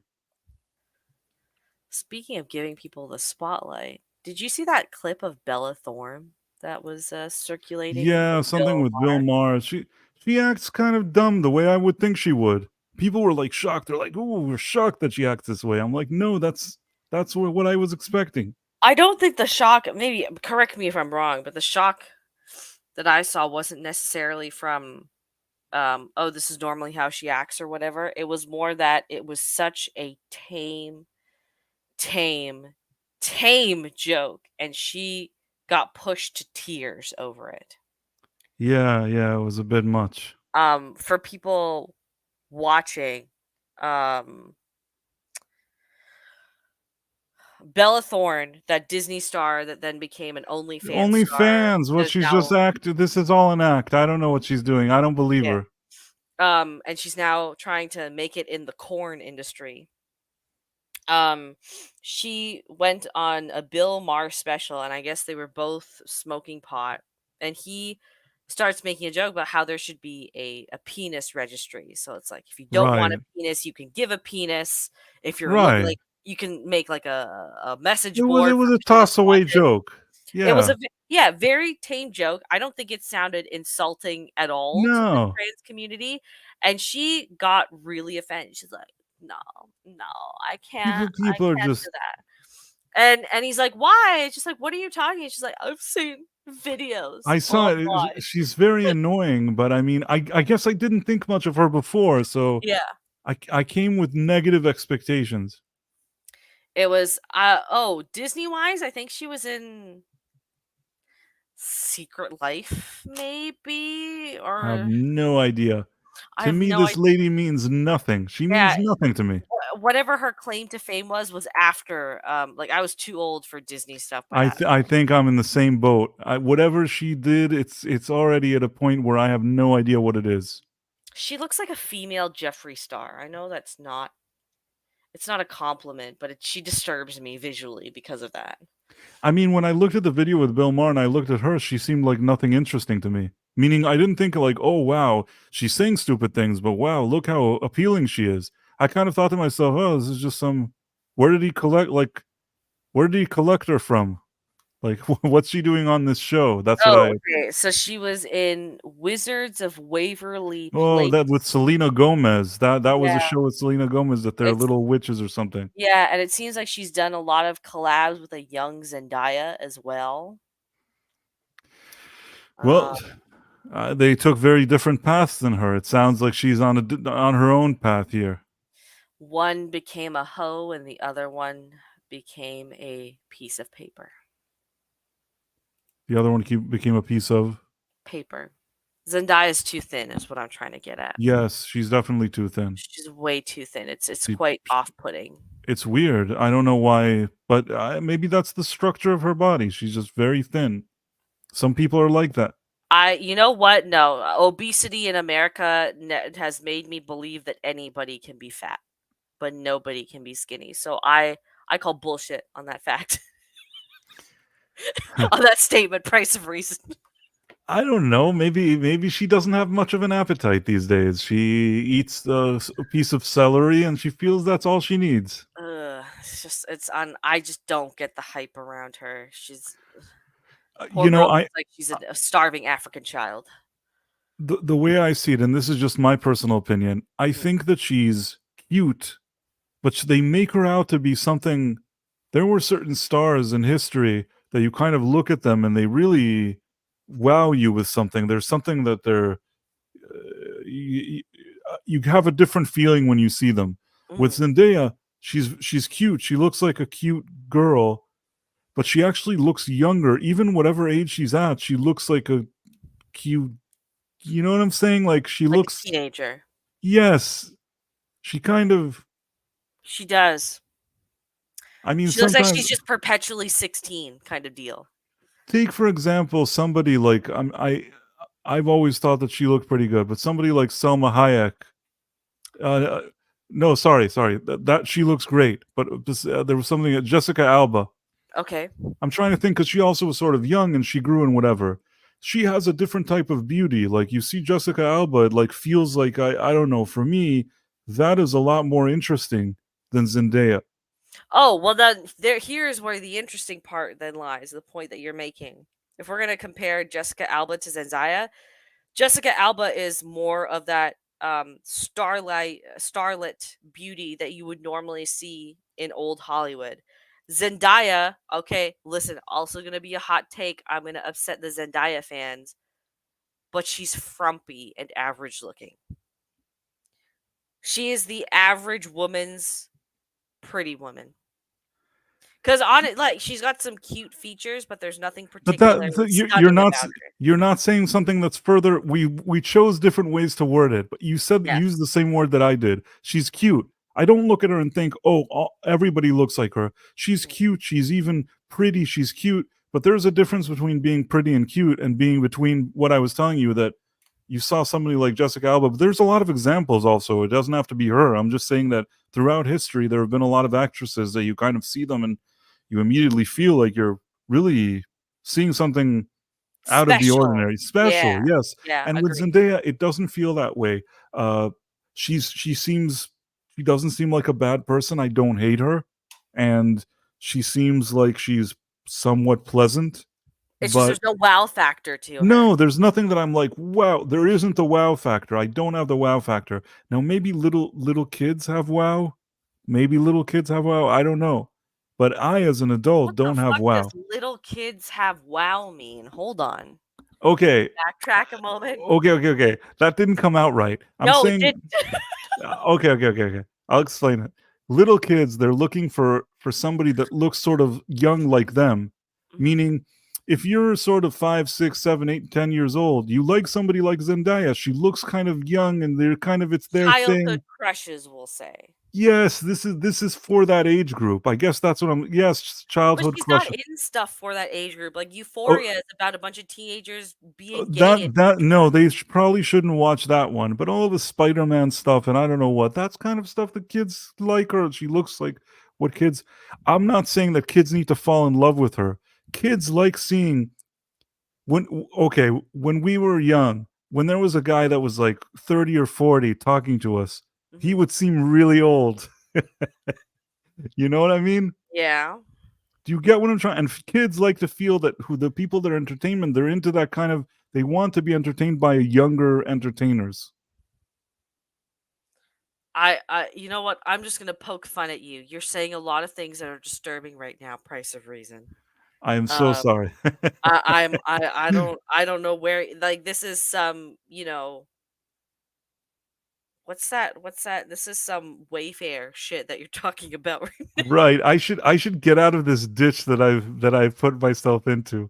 All I was trying to say is it's not a matter of Yeah. I'm not saying that little kids they don't even know appealing what appeals to them and that kind of stuff.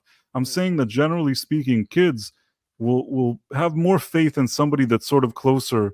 And she's also part of that Disney era, so it's like there's Yes, a she's lot of they see her in Disney yeah. movies and Disney this and Disney that. She seems like, yes, their parents probably shouldn't show them the Euphoria thing, but aside from that, she kind of I seems get like that. she's on the same page as them. There isn't. It's okay. So actually, this actually raises an interesting question because a lot of people do have been discussing, especially this last year, the death of like the movie star, right? Because there's like when a movie comes out now, there's no longer that appeal of, oh, because this actor or actress is in it, I'll go see it, right? And like everyone says like, oh, Tom Cruise is the last movie star now. Is there anyone that comes up in mind that you say is like, you know what, I will go see, like someone who's newer too, like, oh, I would just go see a movie because they're in it. Like for me, that's Chris Pratt. I'll go see a movie just because Chris Pratt is in it. Yeah, I mean, I think that he's one of the only names today that you say something in you say that he's in a movie and it actually has some value to people. He's Yeah. built himself as a name that people kind of like. Hmm. I think really it's also a matter of there's so little out there to like that somehow he's gained a monopoly on that. There should be more Chris Pratts. That's I guess what I'm saying. But there's just such a shortage that Chris Pratt has really benefited from the shortage of good things. Mm. I not that I dislike him, but you get what I'm trying to say. Like I think that No, I get what you're trying to say. Yeah. Some it's like Science Mile Cell is Joaquin Phoenix. Is that I can see that, but I don't consider Joaquin Phoenix to be a newer actor. Like I'm thinking of like the newer like yeah, Chris Pratt is like 40, but he didn't really come into this modern era of fame he has now till Jurassic World came out. Till Guardians of the Galaxy. Sorry, Guardians of the Galaxy came out, right? Um I'm So trying to think which came before, if the Jurassic one or the I it thought it was was Guardians because Guardians? he got fit for Guardian, Guardians, right. and then he was he man, he looked so good in Jurassic World. Really paid off for him to go to the gym. You know, some people that's a case where really it, I guess, made a difference. I'm gonna be honest with you. I kind of tell my husband that for motivate because my husband is the chubby version of Chris Pratt, 100%. If he keeps going to the gym, he can look like Guardians of the Galaxy Chris Pratt. That sounds then you should tell him to do that. It's working. It's working. Okay. Um, but I'm trying like there's no other actor or actress that I think of that does that same thing where it's just like because they're in it. Like a newer actor or actress. Hmm. No, there's really not a lot of people. I agree with you. There's not a lot of people now that have that kind of name. Most of the Hollywood names that have been around for a while, they've kind of disappointed people. Mm. There's very few people that haven't become all political or gotten on everybody's nerves. What are just in terms of talent though? Is there anyone new that has enough That that talent? that also is the other issue. Talent is also there's a shortage of Would that.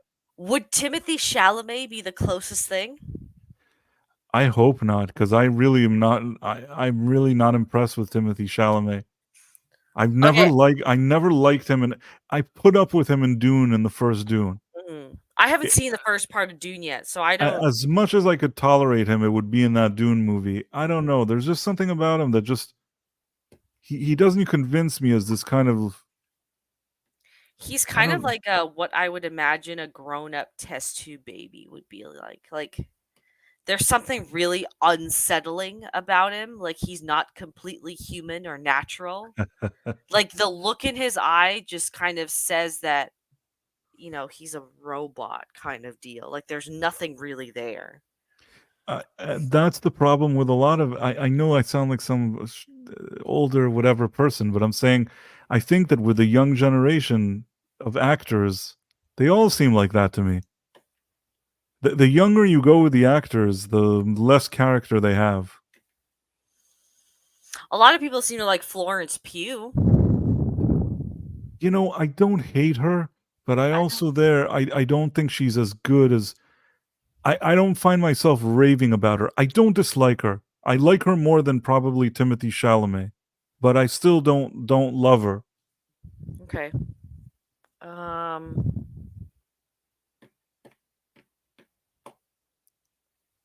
Dang, there's really no one else. No, there isn't, and it's also part of this system that won't. Somebody wrote Finn Wolfhard. He's been in Uh, like two things though. Does he yeah, and count? I don't think people are really. I don't think if you put him in a movie, like people go out of their way to see it. People aren't getting hard for Finn in that way. Millie Bobby Brown has more of a chance of bringing a few people to watch something than he does. I think Agreed, yep. she's a good actress too. To be She is a honest, good actress. I think she's just going to I think Hollywood is going to do damage to her though. I really do think that's gonna happen. Like it's going she's gonna have a Britney thing. She's gonna fucking shave her head and go nuts. it's possible. I can't say that won't happen. Hmm. She is talented, though. I think that she actually is legitimately has talent. That actress. Oh, you know what? Henry Cavill. Yeah, you have Henry Cavill. No, I'm saying that Henry. No, he's a star. I mean, he There is we a go. That's star. what I mean. Yeah, so he like people do see Henry Cavill in something, and that brings them to the theater, or that brings them to Netflix or whatever. The only sad thing with Cavill is because of our day and age, Hmm. the things that they should be giving him, they don't give him. First Yes. of all, this guy already a number of years ago should have was a shoe-in for Bond. And before they made James Bond all weird with the last all that sorry with the all the agenda stuff and all the weird crap, it's not me being paranoid. It really is true. They really did do all that to James Bond. So I didn't watch all of the Craig Bonds, but I've heard about what happened. So that's why I'm just like, I get it. the first Craig Bond was actually good, was and good. then every single Bond after that first one with Craig was a diminishing return Mhm. until we reached the final, which had parts of it that looked good as a movie, but at the end of the day, what they did there was just to completely make a mockery of James Bond, in my opinion. Mhm. Side smile. Yes, I'm aware that Cavill is pushing 40, but like his claim to fame didn't come until recent years, kind of deal. So like it's the same thing with Chris Pratt. Even though Chris Pratt is like 40, But I Chris Pratt gets a lot of deals. Henry yeah. Cavill somehow always gets the short end of the stick. I think that there's still a good You movie know that what? you could put him God in. literally crafted him after his image, so I don't think he got the short end of any stick. Okay, that may not have been a good way to describe it, but I mean on a business level, not I on think on a business level, that same statement can apply.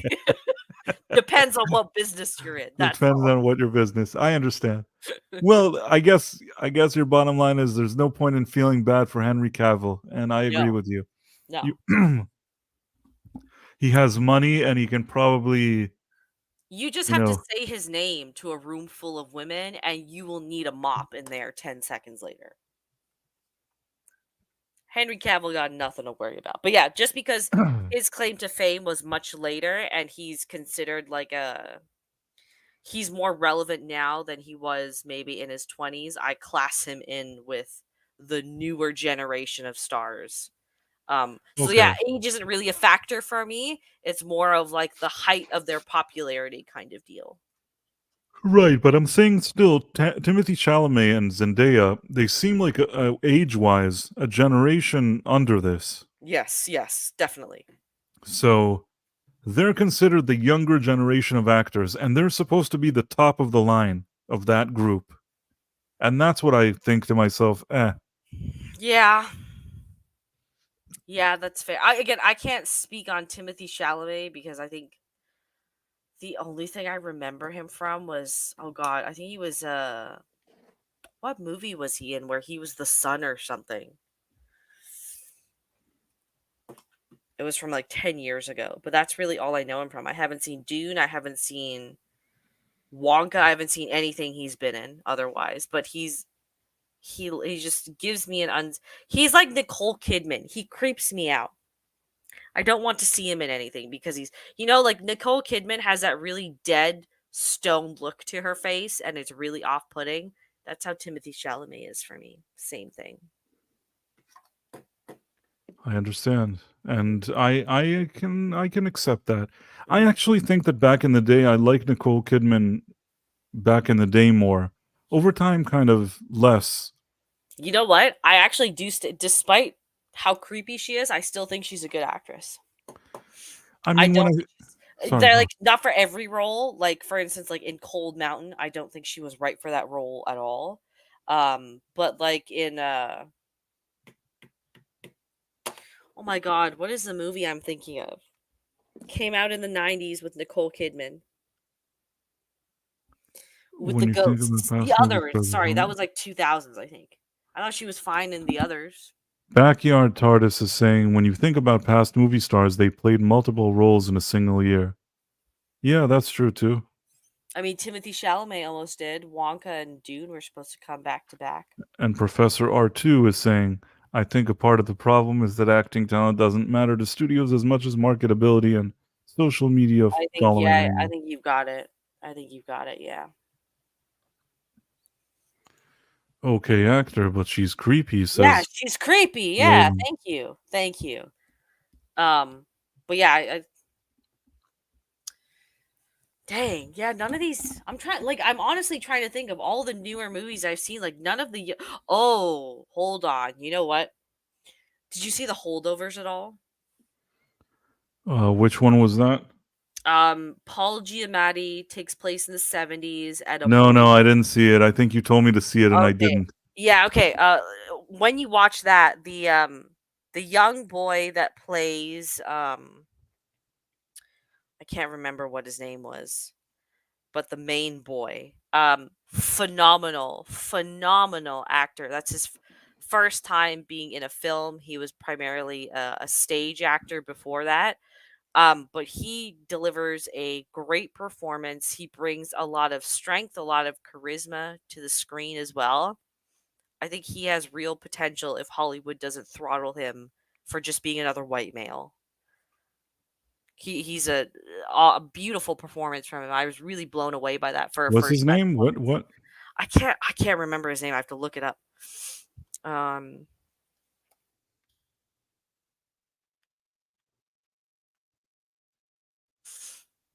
Dominic Sessa. Never heard of him, but if you say Yeah, he's good, then this was his first time being in a movie, and he fucking knocked it out of the park. Wonderful performance by him. So I really hope he doesn't get throttled. I hope you're right.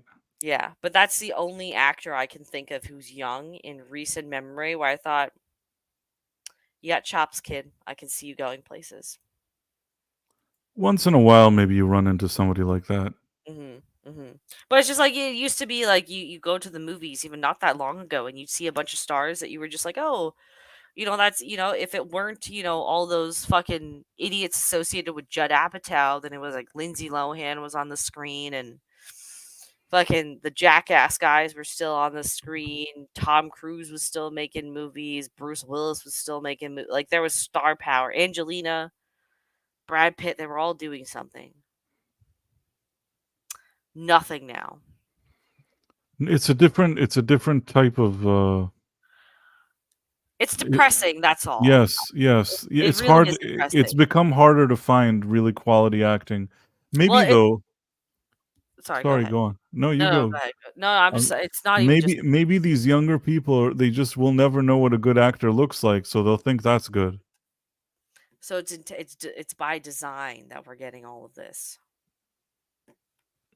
I Maybe. guess. I'm done for tonight now. I understand. My brain is reaching its limit now. Well, you did great, and You did phenomenal as well. I think your hosting skills were much better than last week.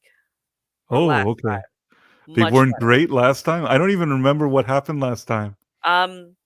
They were just delayed last time. That's all. Well, the But more this time you pulled up comments, so already we're moving up. day by day, we're sort of gradually easing into this thing. We're getting better. Yes. Thank you for having me back on, though. This was Thank fun. you for being here. I really, really enjoy having you on. I feel like it's a nice flow of conversation, and there's nothing planned about it. We just sat here and talked, and